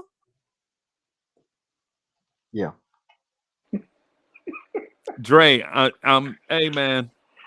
And you got to remember those guys that you're talking about. They're actually younger than Brunson and Randall. But listen, but what I'm telling, That's what I'm saying. That's part of that goes into the value. And I know this, but I'm not gonna move the ages around for the sake of the conversation. Exactly, you're right. You know what I'm saying? When I'm just saying these players for what they are, bro. Right? If you say Tatum and Brown for Embiid, oh, they do it. They're doing it. They're doing Boston is They're like, doing it, really? yeah, Philly doing that. Yes, yeah, the Sixers. Yeah, they doing that. Could you Maxey, Brown, and Tatum? Bruh. Hey man, bro. It's like it's hard to disregard the fact that yes, Tibbs can get the highest floor out of a team, right? Right. Yeah. But I think it's a very very rare group of coaches that can take this team higher than Tibbs. Right. But I know it can happen. Like I know someone can actually raise the ceiling of this team. But it's a very limited amount of coaches that can actually do that. Right. But Dre, what my point is the dude went from being blackballed out of the league basically to now he's hireable. Well, That's what I'm saying. I'm not saying that this dude should take over for Popovich. You know what I'm saying? He's good enough to get like a job at being an advisor somewhere. Yeah, no, he's good enough to be a head coach, bro. Well, no. He's good enough to be a head coach, but I don't think any organization would take. Like, if hypothetically speaking, we let him go, I don't think any organization is bringing him in. I think not only are they bringing him in, he's at the top of some organization's list. Oh, they yeah. I'll give you an example. Right? Portland is like, man, every fourth quarter, Chauncey Billups is getting out coached. Now, is he a great leader? All of a sudden, Chauncey Billups is a great leader, right? And he is, because he was a great leader as a player, and maybe you can parlay that into a great coaching career. But in terms of X's and O's, that man is Jason Kidd. X's and O's. He'll squeeze. This is the thing with Tibbs. He'll squeeze every last juice out of that squeeze, right? To the detriment of long-term growth. Right. But you don't need Tibbs to be here for 10 years. You need Tibbs. Like, for instance, but what if he Chauncey got Scoot Henderson out here looking terrible, bro? Oh yeah, right. But Tibbs would just bench Scoot Henderson, period, for like 2 months. I don't think so, bro. Is Scoot Henderson an athlete? Yeah. Is he a 6'2" guard? You see where I'm going with if that was the case, this? DSJ would still be here, Freezie. Huh? DSJ would still be here. No, he had no. I'm saying 6'2" athletic guard. He was damaged though. He was damaged already, but DSJ was already damaged when DSJ had no promise in him. Scoot Henderson has unlimited upside. Right? Unlimited upside. If Tibbs got his hands on Scoot Henderson, bro. But what's that song by Adam? Do you remember the song by Lauryn Hill? The doo-wop song? Yeah. You know you better watch out. About if Tibbs got his hands on Scoot Henderson right now, he developed him into a superstar, and then Everyone else would have to get in where they fit in, and then Right. after that, Even Jalen Brunson. and then What about giving Tatum and Brown to the Clippers for Paul George?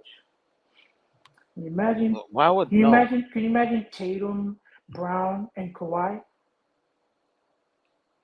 First off, the Clippers would take that in a heartbeat on the because Clippers? they're kind of screwed right now. The Right, Clippers are right. screwed. So that kind of sounds like the Knicks don't have any important pieces that will bring stars to New York.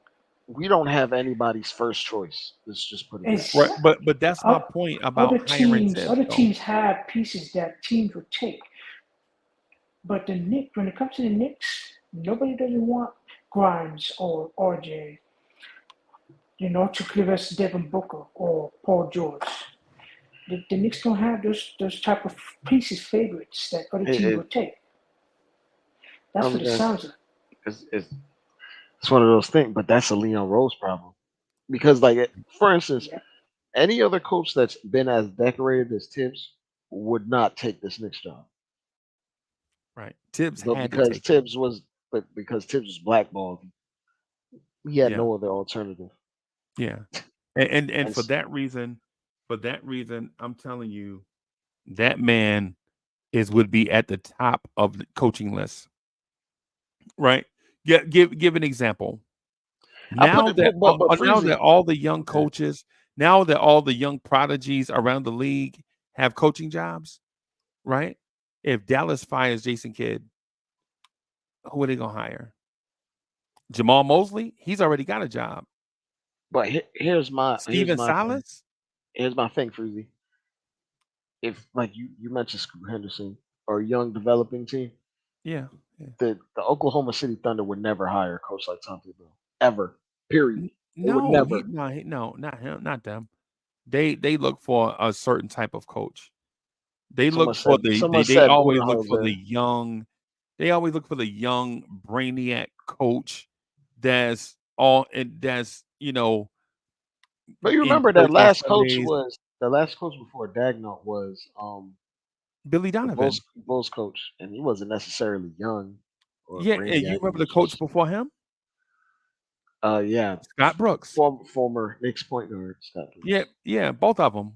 Billy Donovan and Scott Brooks, both of them. Yeah. Yeah, and so but the point that I'm getting at is Tibbs don't fit that what they look for. Tibbs is not a Also, early 40-something guy that's in the church, and he ain't that guy. Tibbs is not necessarily controllable either. Like he wants autonomy and say in roster construction because he's already had a taste of being a GM.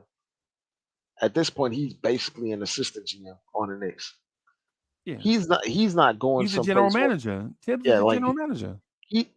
Tibbs himself also limits the places he can go to because he's not going to go somewhere where he can't have his say so in terms of what happens and what goes down. Because a lot of the coaches that you're naming, 40 years old or whatever, they don't have the autonomy to just say, "I'm doing this, kick rocks."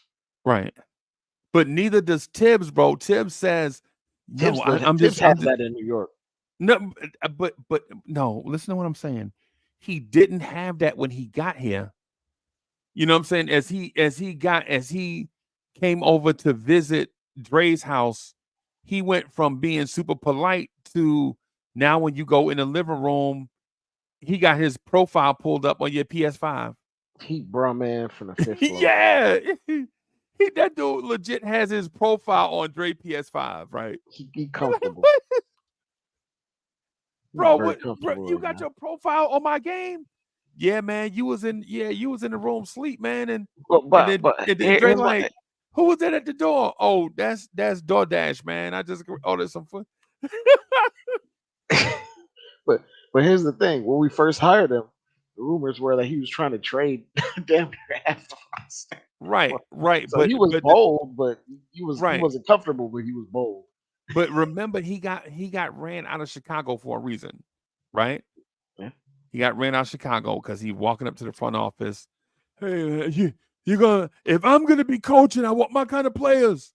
And Chicago was trying to transition away from a certain thing, And Tibbs was still saying, you know what, man? Hey, man, you fired. Right? Then he go to Minnesota and he wound up being The GM. everything. He wound up being everything. He wound up being the logo. They put in Tibbs' face in the court, bro. Tibbs was doing everything in Chicago. I mean, in Minnesota. I felt Freezy. I felt they were gonna build the dynasty with Tibbs. Turns out Tibbs isn't as No, Tibbs is great as I thought. it's not the guy.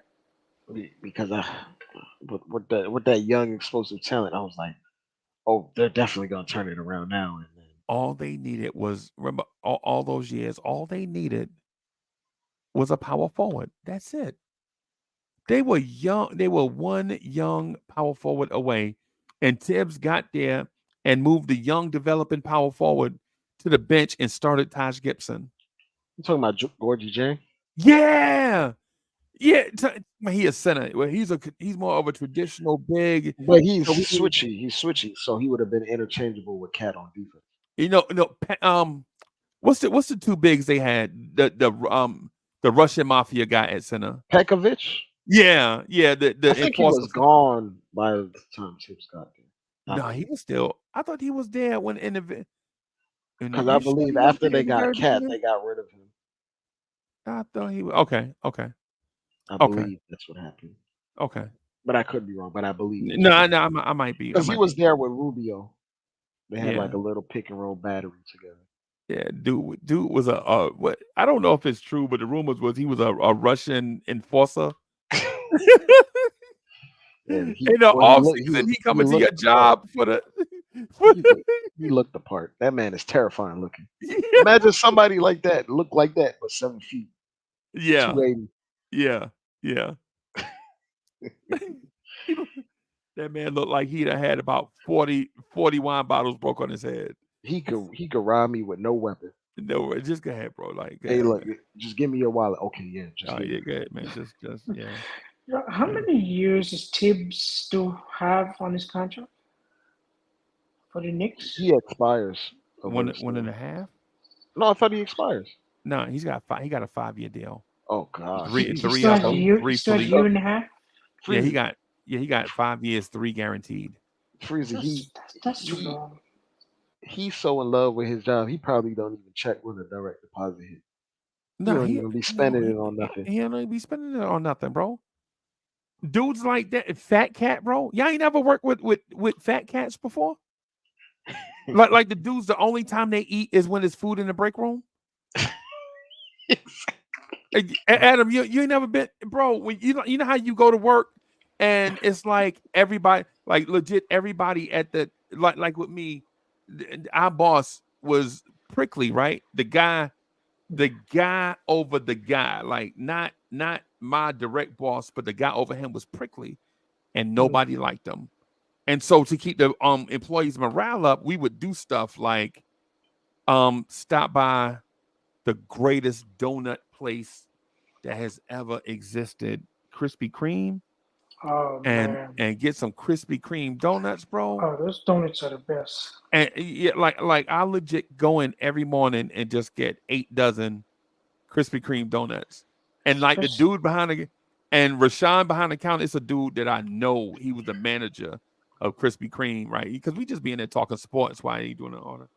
You know, he's like, man, what you doing with a Knicks shirt on, man? I love the Knicks, bro. By the way, we talking. And I'll walk in, he be like, 8 dozen for big man. And everybody in the back, they, get one anybody, damn 8 dozen donuts. Right? Right. And Adam, when this was happening, right, when Adam saw me, I was about 380. So I'm down a little bit since then, Adam. I'm down about 30 pounds since then. Right. Okay. And so when I was about 470 pounds when this was going on. Damn. Yeah, I was big, bro. I was big because all I did, bro, was work 60 hours a week, sat in a cubicle. Then drive an hour and a half home from work. So I was commuting 90 minutes in both directions, staying at the job 12 hours a day. right? Eating in the truck, eating at my desk, bro. I got so big, bro. I look like Eddie Curry, bro. You know what I'm saying? But anyways, you know, dudes like Fat Cat would come in. They're like, yo, it's like some people bought bagels. Some people went to Bojangles and got like the just straight breakfast biscuits or whatever. And Fat Cat to come, good morning. It's a great day to be alive. I love my job. Like, Fat Cat, would you shut up? He's Fat Cat like, Uncle Freezie, you ain't buy no strawberry milk. What's going on? You having problems at home? Oh my God! Just That guy. You ain't never worked with that guy, bro. yeah. Tibbs don't really even spend money on his appearance. Remember, Tibbs wore the same suit for the Bulls for like 5 straight years. That 5 straight all years, black. bro. He probably ain't even get it dry cleaned. He just roll out of bed. Oh my, I'm really throwing this suit. You know what? The teams pay for it, so he probably got it dry. But that one suit, he probably got it dry cleaned every day, like a routine. You know what I'm saying? You know how the coaches walk to the coaches' room, and then they have Tibbs is like a cartoon character. When he go in his closet, it's all the same thing. It's just what's the dude? What's the cartoon? What's the comic strip used to be in the newspaper about the dude sitting in his cubicle? Dilbert. Dilbert, yeah, that's Tibbs. Tibbs is Dilbert. I cannot imagine what Tibbs be munching on back in the locker room. Break room food, bro. He break room food. No wonder He why take he's break not. room food home and watch game film on his Right. tablet at No home. wonder why he's a horrible coach on the floor. That's why he's so cranky, bro. Because all he's thinking about is munching stuff in the back of the locker room. He the dude that sleep on an extra firm mattress, bro. Oh That's Tibbs. I don't want to get too comfortable. They'll call me soft. No, bro. Relax, Tibbs. It's okay to sleep on a pillow, bro. Tibbs is definitely Dwight Schrute from The Office. From Office Space. Yeah, not Office Space, just The Office. Office Space is something else, but he's definitely Dwight Schrute from The Office, just The Office. The Office. Yeah. He's just a stickler for the rules and goes by the book for everything. Bro, I bet you that man ain't bought his own cup of coffee in 40 years. Bro, I'm telling you, it's a dude, bro. Fat Cat used to work with us, and I'm not gonna say of course you know his name is not Fat Cat, right? But Fat Cat is what you call the people that good morning, rise and shine. I got up why early. are you so happy to come to work? Bro, I saw you yesterday. Why are you so happy? It's right now. Imagine. So I'm getting up at 4:45 in the morning to get on the road to drive 90 minutes, right? And you know how. So we had wristbands, right? So do my little wristband on the door open, lights already on. You know what I'm saying? I'm already smelling coffee, and I'm like taking the stuff back to the break room, put it down on the table. Good morning. Good morning. It's a great day to be alive. And then when you ask Fat Cat what he does, bro, you like, yo, Fat Cat, what's Fat Cat's job again? I'm a liaison. I'm a liaison assistant associate. Fat Cat don't even have a job. I'm like, Fat Cat, do you live in here? Dre, a girl asked him, one of my people asked him one time, does he live in the office, bro? And I swear. Oh my God! These people are creatures of habit by definition. Right. They just in love with the process. They don't care about other trivial things like what's going on in the world or current news. Nah, man, I'm here to work. Yeah, I love to work. I'm here to. Fat Cat is an advisor, assistant, associate, liaison. I don't trust people who love to work that much. That much, bro. I'm like, you can like your job, but hey, look, man. There's an on and off button for this sort of thing. Good morning. If I see you outside of work, you should not be talking to me about work stuff. Oh, when I see you outside of work, you should not have your job polo still on. Oh my god. Bro, you still got your so like I bought a pass, right? So I donated $1,000 to charity, right? So don't and before we get Uncle Freezie had $1,000. No, they take it out of your check like every pay period, a little bit at a time or whatever. And before people over it, Uncle Freezie got money like that. No, relax, calm down, calm down. You know what I'm saying? So when you donate the money, the $1,000, you get a free pass, like you get reserved parking, and you get to wear the company shirt, right? Right. And I got a bunch of them, man, in every color, right? But I had to pay for those too, but whatever, bro. But when I see you off the clock, bro, Dre, no lie, there was a gym down from us, right? They talked to me one day. They was like, "Hey, man, Uncle Freezie, why don't you just after work, man, just go to the gym?" I'm like, "Bro, I live out of town. It's 90 minutes both ways." They're like, "Man, just go get your workout in, and then that way you go home, you get straight in bed. You don't have to shower or nothing. You take your shower in the gym, and then go home and kiss your wife and go to sleep and wake up and take your shower and come right back to work." This is what they're trying to tell me, right? Mm-hmm. Bro, I went to the gym and I worked out for like 45 minutes because I was tired, man. It's not the physical fatigue, it's like the mental fatigue. Your You know how mind you is getting that? somewhere else. Yeah. Bro, I was no lie. It was crispy outside, but I had just got off the treadmill, right? And I was really big then. So anytime I move, I started sweating. That's how big I was back then. Every time I move, I just spin the chair, I just sweating. Just Right. Patrick Ewing. Full Yeah, Patrick just yeah. Yeah, I was so big, bro. It was like every time but man, I'm headed to the truck. Fat cat, where you going, man?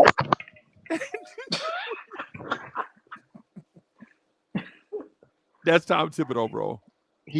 Like it's one of those. He's one of those guys where if you see them in public, but they don't see you, you definitely duck and get Right. out the way before they see you and start calling to you all in public real loud. Yeah. That's my coworker. Fat cat, would you shut the fuck up? That's my coworker right I've been there. working with this guy for 3 years. Great guy. And you already know, and you already like you in a like I was living out of town 90 minutes. So I'm trying to hurry up and get on 20. Bro, I'm trying to get on 20 before traffic. Right? And this man is up here talking about how Uncle Freezie unjammed the copier. Dre, no, Dre, listen. This is what, about 8 years ago? Was it? It's 2023. So yeah, so it's like 8 years ago. You know how the rollers and you know how the rollers and the printer will heat up and paper will get trapped in it. Yeah. And then behind that it'll have all those paper shreds in there. Yeah. So you got to get like Bro. bro. They was printing packets and the copier jammed. And then, you know what I'm saying, they like, oh my God, if we don't get these things printed, then we gonna have to work overtime and blah blah blah. And then you know the workers is like, we gotta stay over for that. That ain't fair. And then your boss is like, hell no, they ain't working overtime. You know what I'm saying? You know what I'm saying? And so he walk over, he look at me and my boss. We was in a fantasy football league together. We was trying to negotiate a trade. Now, this is petty. We act like we working, right? Hey man, the deadline coming up and blah blah blah. And we trying to negotiate Le'Veon Bell for the running back that the Chiefs used to have. You remember the running back the Chiefs used to have? Not Jamal Charles, the one after him, the one he wound up Kareem Hunt. Kareem Hunt. Kareem Hunt. After him. Yeah, Kareem Hunt is not. Yeah. Why did I say Priest Holmes? That's like 2002. Yeah. So I'm trying to negotiate Le'Veon Bell for Kareem Hunt because we think that I'm trying to tell him that, man, you know Le'Veon Bell ain't gonna sit out for the year, bro. He just posturing with the Steelers. Running backs never sit out the whole year. This is what I'm trying to tell my man, so he'll give me Kareem Hunt, right? And he like, man, I don't know, man. You got to give me something else. And so he like, if you give me Michael Crabtree, bro, it'll be done, a done deal. Ooh, you want me to give you Le'Veon Bell and Michael Crabtree for Kareem Hunt? And this is me and him negotiating. The printer is stuck, and Fat Cat walking around panicking. "Ah, the boss said." Fat Cat now he ain't gonna never do nothing, right? He the dude like Dre. If you had to solve an issue, say you had to solve an issue at work, he the dude that's gonna stand right there off your shoulder with the coffee mug. Like, Dre, what we gonna do? He that guy. Just loud and useless. Yes. Y'all don't worry, but Dre got it. Come on, me and Dre got it. Whole time he just watching me Yes. try to figure it out and brainstorm. He watching you save the world, bro. And then when they get saved, he take credit. He try to I was right there with you. At the end of the year, Fat Cat gonna get promoted again. Get another title, right? He gonna be like the C fun officer. He the CFO, right? The fun officer, right? No, like they gave him that title. He was that. He was the C. Bro, he was the chief fun officer for us for 1 year, bro. I mean, but credit to the job, the place that I worked at. We had a great environment like that. So, whatever. Yeah. But he'll stand beside Dre and be like, "What we gonna do, Dre?" And then the owners see Fat Cat everywhere, always. Wherever problems get fixed, Fat Cat is there. So they give him Fat Cat never all fixing nothing, but he's just there. Nope. Always on the scene. Nope. Stay getting promoted. That's Tibbs. That's Tibbs. Tibbs is just in the right place at the right time. All the time. But never enjoying at his desk. Job. Just enjoying his job. Right. But never at his desk. Like you ain't legit, you have never seen Fat Cat at his desk, bro. Ever. These are the people that make their job their life. Yep. Tibbs. He ain't married, so yeah. Bro, because you remember when you asked me earlier? You said, or you may have stated it earlier. You stated that Tibbs is a defensive-minded coach with a bad defense. Remember that? Remember that was a talking point earlier? Yeah. Fat Cat. He Fat Cat, bro.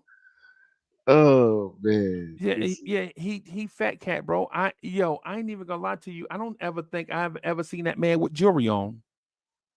Fat Cat? Or Tibbs. Tibbs is cheap, man. I have never seen Tibbs with jewelry on. Freezie, 95% of the food Tibbs eat has been given to him by the Knicks organization. By the organization. The free food that they give out to everybody, bro. Or whatever. He be taking it home and foil. Right. And microwave. He be eating 3-day-old scones. Yeah. Yo. Tibbs eating 4-day-old break room enchiladas. Oh my God. That's why that man's face look like that, bro. He be eating 2-day-old dry ass donuts. Just you gotta recycle them. You gotta dunk them in your coffee. That cat told me that. That cat told me that. Don't lie. Man, you gotta dunk them in your coffee, Uncle Freezie. You can't throw food away. There's people on the other side of the world starve, man. Fat cat, if you don't get the hell out of my damn cube. Fat cat, you don't get the hell out of my cubicle with that, man. Oh my God. Yeah, that's Tibbs, bro. Yeah, man. Job give out 6-inch Subway sandwiches. Tibbs take about 4 of them home. About 4 of them. Y'all don't like ham? What y'all religious or something? That's Fat Cat right there. I'm scared of looking what Tibbs' fridge look like right now. Bro, I bet you in Tibbs' refrigerator right now, he got a jar of pickles and beer. Oh, hell no. That's it. And he keep the pick because you get that cramp at night, bro. You got to have some pickle juice. You know what I'm saying? Oh God. Yeah, man. Oh no. Yeah, and the thing about it is, I think those old assistants that he have are the same way. Curmudgeons. Yes, The older ones, not Johnny Yeah, the Bryant. older ones, not Dice and not Johnny Bryant. Yeah. You No, I talking think about? I think Dice is like that too. You think Dice is like that? Yeah, I think Dice is like that. Ooh, ooh. The way you saw him coaching in the summer league, hopping up off the bench, trying to direct everybody, Yeah. do every little thing. Nah, Tibbs, he just like Tibbs. That's why Yeah. that's why he's one of Tibbs. Like Dice has been with Tibbs since like Minnesota. Yeah. Yeah. Yeah. And you know who I sometimes cry a river for because I think it's not fair? Caleb Canales. You mentioned them the other day. Yeah. I be crying a river for that dude because excuse me, because he may not be the most loud yelling guy, but everybody is like, this dude is the nicest person you ever want to meet. And when it comes to X's and O's, he might be, he might rival Brad Stevens, right? Mm. But the reason why he's not a head coach is people question if his quiet demeanor can lead to leadership. Can he be a leader of a locker room? Can he be the A guy that commander, yeah, yeah, yeah, because sometimes you need a dominant personality for that yeah. sort of thing. Can, Sometimes, not always. not always, not always. Because you can be a JB Bickerstaff type. You don't always have to be a yeller, right? Mhm. But that's the reason why Caleb Canales doesn't have a job. Is not that he don't know basketball. I think Caleb Canales is in the top 95% of knowledgeable basketball people, and I'm including players, college coaches, lifelong coaches, all of them, right? But I think the leadership aspect of it is Mhm. maybe where he fall down a little bit at, and I don't know that for sure. Mhm. But when somebody knows you know what, Adam, you can remember where he's from. He was Terry Stott's right hand man when they turned Damian Lillard from an athlete into a shooter. You remember that? Remember when Damian Lillard was an athlete? Yeah, No. when he was, I remember when he was young and spry and attempting to dunk on everyone. Yeah, when he was just a hooper. But when they turned him into a surgeon, that was Caleb Canales and Terry Stotts. And a little bit of Johnny Bryant. Yeah, yeah, yeah, yeah. Man, if our coaching staff had Johnny Bryant and Caleb Canales on it right now, bro, Dre, I think you'd be in such a great place with this Knicks team, bro. Particularly the For guards. one, I think we'd already have I think we'd have Kristaps Porzingis at center for one, right? I think those that would go together. You know, that brand of basketball that you're talking about, the beautiful, futuristic, flowing Spaced. offense. Yep, yep, yep. And the commanding and demanding defense. Yeah, I think because offensively, Caleb Canales and Johnny Bryant, bro. And I don't care which one is the head coach. I would be okay with Johnny Bryant being the head coach and Caleb Canales being the assistant, but I don't know if Canales would be okay with that. You Because know what I'm saying? seniority, he's older. Yeah. Yeah, by a little bit. I think he was like what, 6 years older? 5 Mm. years older than Johnny Bryant? Something like that. Yeah, yeah, Caleb yeah. Canales should be what, like 44? Something 43? like that. Yeah. Yeah. Because he was for those that don't know who I'm talking about, think Will Greer.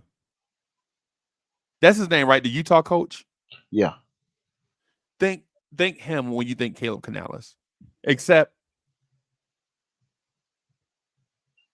Caleb Canales may lean more into pick and roll offense than Will Greer does. Mm. So Yeah, yeah, yeah, yeah, yeah. man. I'm sorry, go ahead, bro. Yeah, yeah. I was gonna say like he's in the G League right now. So Caleb Canales. yeah. I wonder who's he coaching in the G League, bro. Whoa, wait. No, I'm saying Caleb Canales is joining, or is this old? No, this is new. Former Blazers coach Caleb Canales joins Texas Legends staff. Okay. Yeah, he He's on the G League associate head coach. Okay. Yeah, Is he a good coach? I think so. Yeah, So Man, he just turned 45. yeah. it would be Yeah, nice if James Dolan fired Tibbs and bring this guy and take over. I mean, he was an assistant coach here. yeah, yeah. He was, yeah. And he when we fired Fizdale, I think Scott Perry picked Mike Miller over Caleb Oh Canales. God. And when I, he and, did and I that, was out of straight seniority because Mike Miller was old as hell yeah, and wanted Fizdale that was a first horrible chance, coach. yeah, yeah. and that kind of ruined our tank, unfortunately. And I think he would still be here. He would still be here because he would have that Kenny Atkinson type um pick and roll touch. Because if you remember that they had two different offensive philosophies. Mike Miller ran horns 68% of the time. I think I heard the number one time. They ran horns so much the offense, everybody knew what you was, but the Knicks led the NBA in points in the paint and rebounding during his time here. So, Yep. but Caleb Canales would have took RJ Barrett and had him running the pick and roll and turning that man into a playmaker, giving him free reign. And I would have loved it, bro. I mean, Mike Miller is out here running horns for Maurice Harkless. Mike Miller is a baby Tiz. Bro, yo, you can't make this stuff up, bro. Yeah. We got the baby Tibbs, then we decided to hire the real Tibbs. Right. Extra strength. We hired extra strength Mike Miller. You know what I'm saying? Oh my God, bro. You out here running horns for Marcus Morris, and then you trade him and get Mo Harkless, and then you bench Knox for the rest of the season. Once you get Mo Harkless, don't even play Kevin Knox. Oh God. I'm face palming as we speak. Bro, you can't even make this stuff up, bro. I mean, you can. It's the Knicks. Yeah, it's the Knicks. That's right. Yeah. We be Yeah. forgetting who we talking about. Yeah, that's why I'm nervous. That's why I'm nervous that if the Knicks do part ways with Tom Thibodeau as head coach, I think they'll give that job to Darren Ehrman instead of Johnny Bryant. There gotta be something. Is Tom Thibodeau Buck Showalter?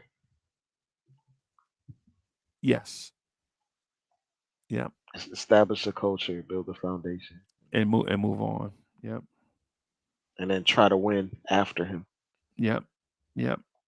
That's what I'm saying. Like I think Tibbs could go somewhere like Portland after they fire Chauncey, and go reset the culture, and then move up into the front office. So, but Adam, that's all I got. You got something else, Adam, before we go?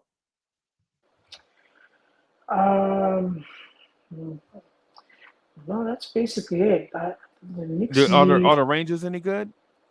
Oh, the Rangers are smoking. They're playing way better than the Knicks right now. Okay, because I heard they suck. No, they're not suck. They're not suck this year. Okay, they're kicking butt. So people keep telling me that their hockey sweaters are ugly. You know the They Rangers got some new sweaters too, by the way. The Rangers are first in the entire NHL league. Yeah. For right now, it's early. Yeah, they're smoking. Yeah, it's early. Rangers Hey, in better shape I than would the offer you a membership to the New Jersey Devils fan club, but it's an elite fan club, bro. You got to be a real hockey fan to love the Devils. I don't want no Jersey fan club. Yeah, man. I'm in my mind. I'm trying to figure out which team has more Stanley Cups, the Rangers or the Devils. In my mind, I'm trying to. That's petty. Yeah, I'm just trying to figure it out in my mind, bro. I'm not bragging. Why are you being petty right now, Free? Yeah. Why am I being petty Pendergrass? Yeah. Yeah, I know, I know, I know. I expect the New York Yankees to be good this next season I with Juan expect their Soto. payroll to be high. Who? What? You expect who to get hot? Their Payroll? payroll. How much they're Oh, gonna the pay? Yankees payroll? Yeah. Oh, the Yankees are not done. Their next move is to get Yamamoto. Right. And then they'll have to pay Juan Soto. Oh yeah, they have to think about giving him a contract long term Yeah. Yeah, because they're not going to give up that many prospects. And for, for, then, for him for him to be here for 1 year. No, they're not doing that. yeah, yeah. They gotta sign him, give him the money that he deserves, the amount of years that he deserves. I think y'all should pay him $60 million a year for the next 10 years. The Yankees are willing to go over $3 million to sign Yamamoto. I think the Yankees should pay that man, give that man everything he's worth. Give him 50 mil for the next 12 seasons. you Oh want them yeah, in you want them in financial hell. This man. They stay in financial hell, bro. You see what they paying Stanton? I would definitely, Well, I would they've been definitely trying to sign. they've been avoiding the Steve Cohen tax for long. Now they want to go over it this year. Yeah. I hope Brian Cashman thinks about signing Juan Soto at least 10 years, I hope y'all trade for Pete Alonso over too. 300 over Trade for 300 Pete million. Alonso, bro. You give us all y'all young prospects, all y'all pitching prospects. Yeah, the Yankees got to get some pitchers. Yeah. Yamamoto's one of them. But after that, who knows? The Yankees might be also interested in Jordan Hicks from Toronto. Oh yeah. They can get him. That ain't nothing. Yeah, he's good. Yeah. Jordan Yeah, Hicks is but good. if Otani signs with the Blue Jays, Oh man, I think the rumor is they're going to trade Bo Bichette and Prince Fielder. that's crazy. You hear what they're offering? No, They're offering Otani over 600 mil. I really? mean, Yeah, you're the Blue getting Jays two are. players essentially. So Yeah, the Blue Jays are offering Otani 600 mil to sign with Toronto. Pay that man. I don't know how many years, but they're offering him 600 mil. Wow. That's crazy. The Yankees got it. Y'all can pay him and Juan Soto and Stanton Oh and yeah, Judge. they can give Yamamoto over 3 mil and sign one sort of 10, 11 years for over 3 mil. Yeah, man. I That's say do it. that's over 6 million right there for two players. Yeah, I say do it if you the Yankees. If you the Mets, I say go ahead and get your prospects. The Yankees are Right. making moves because they want to make it to the World Series. They want to be number one in New York. Exactly. But yeah, but they After the can't be disaster season last year, Brian they Cashman can't be said number one in New York, enough is bro. enough. We gotta make the New York Yankees the way the New York Yankees supposed to be. The Mets have the best catcher in New York, the best first baseman in New York, the Yeah. best second baseman in New York, the best shortstop in New York. Yeah. And The Steve Mets. Cohen is also going after Yamamoto too. Yeah. But I hope Yamamoto decides pick the Yankees over the Mets. Yeah. Hey man, we not the I'm just glad Wiz not here right now because he talked our heads off about the Yankees. yeah, Yes. the Yankees, man. The The Yankees Stankies. they need to get a new stadium, bro. Oh my God, that arena is trash. The What's your new That reason? Yankee stadium. Stadium The new one is is worse trash. than the old Yankee Stadium, bro. That The old new, Yankee the new Stadium had Yankee, some character to it. This one is the Yeah. just new Yankee Stadium a is nice. a They just big need concrete cathedral. That's what it Yeah. is. Yeah. the new Yankee Stadium is nice. The only thing it needs is the retractable roof. Nah, man, the thing has Yeah, no because character. At least City Field has a bit of character with the bridge Yeah. and all City that other Field needs a stuff. retractable roof too. Come on, Nah. Because it rains a lot in New York. How many rain delays or postponed games you hear in New that's York? part of That's that's too. part of baseball, man. Yeah, Part of Man, baseball. and Adam, you they know gotta what make rain these. delays are too? Rain delays are days off.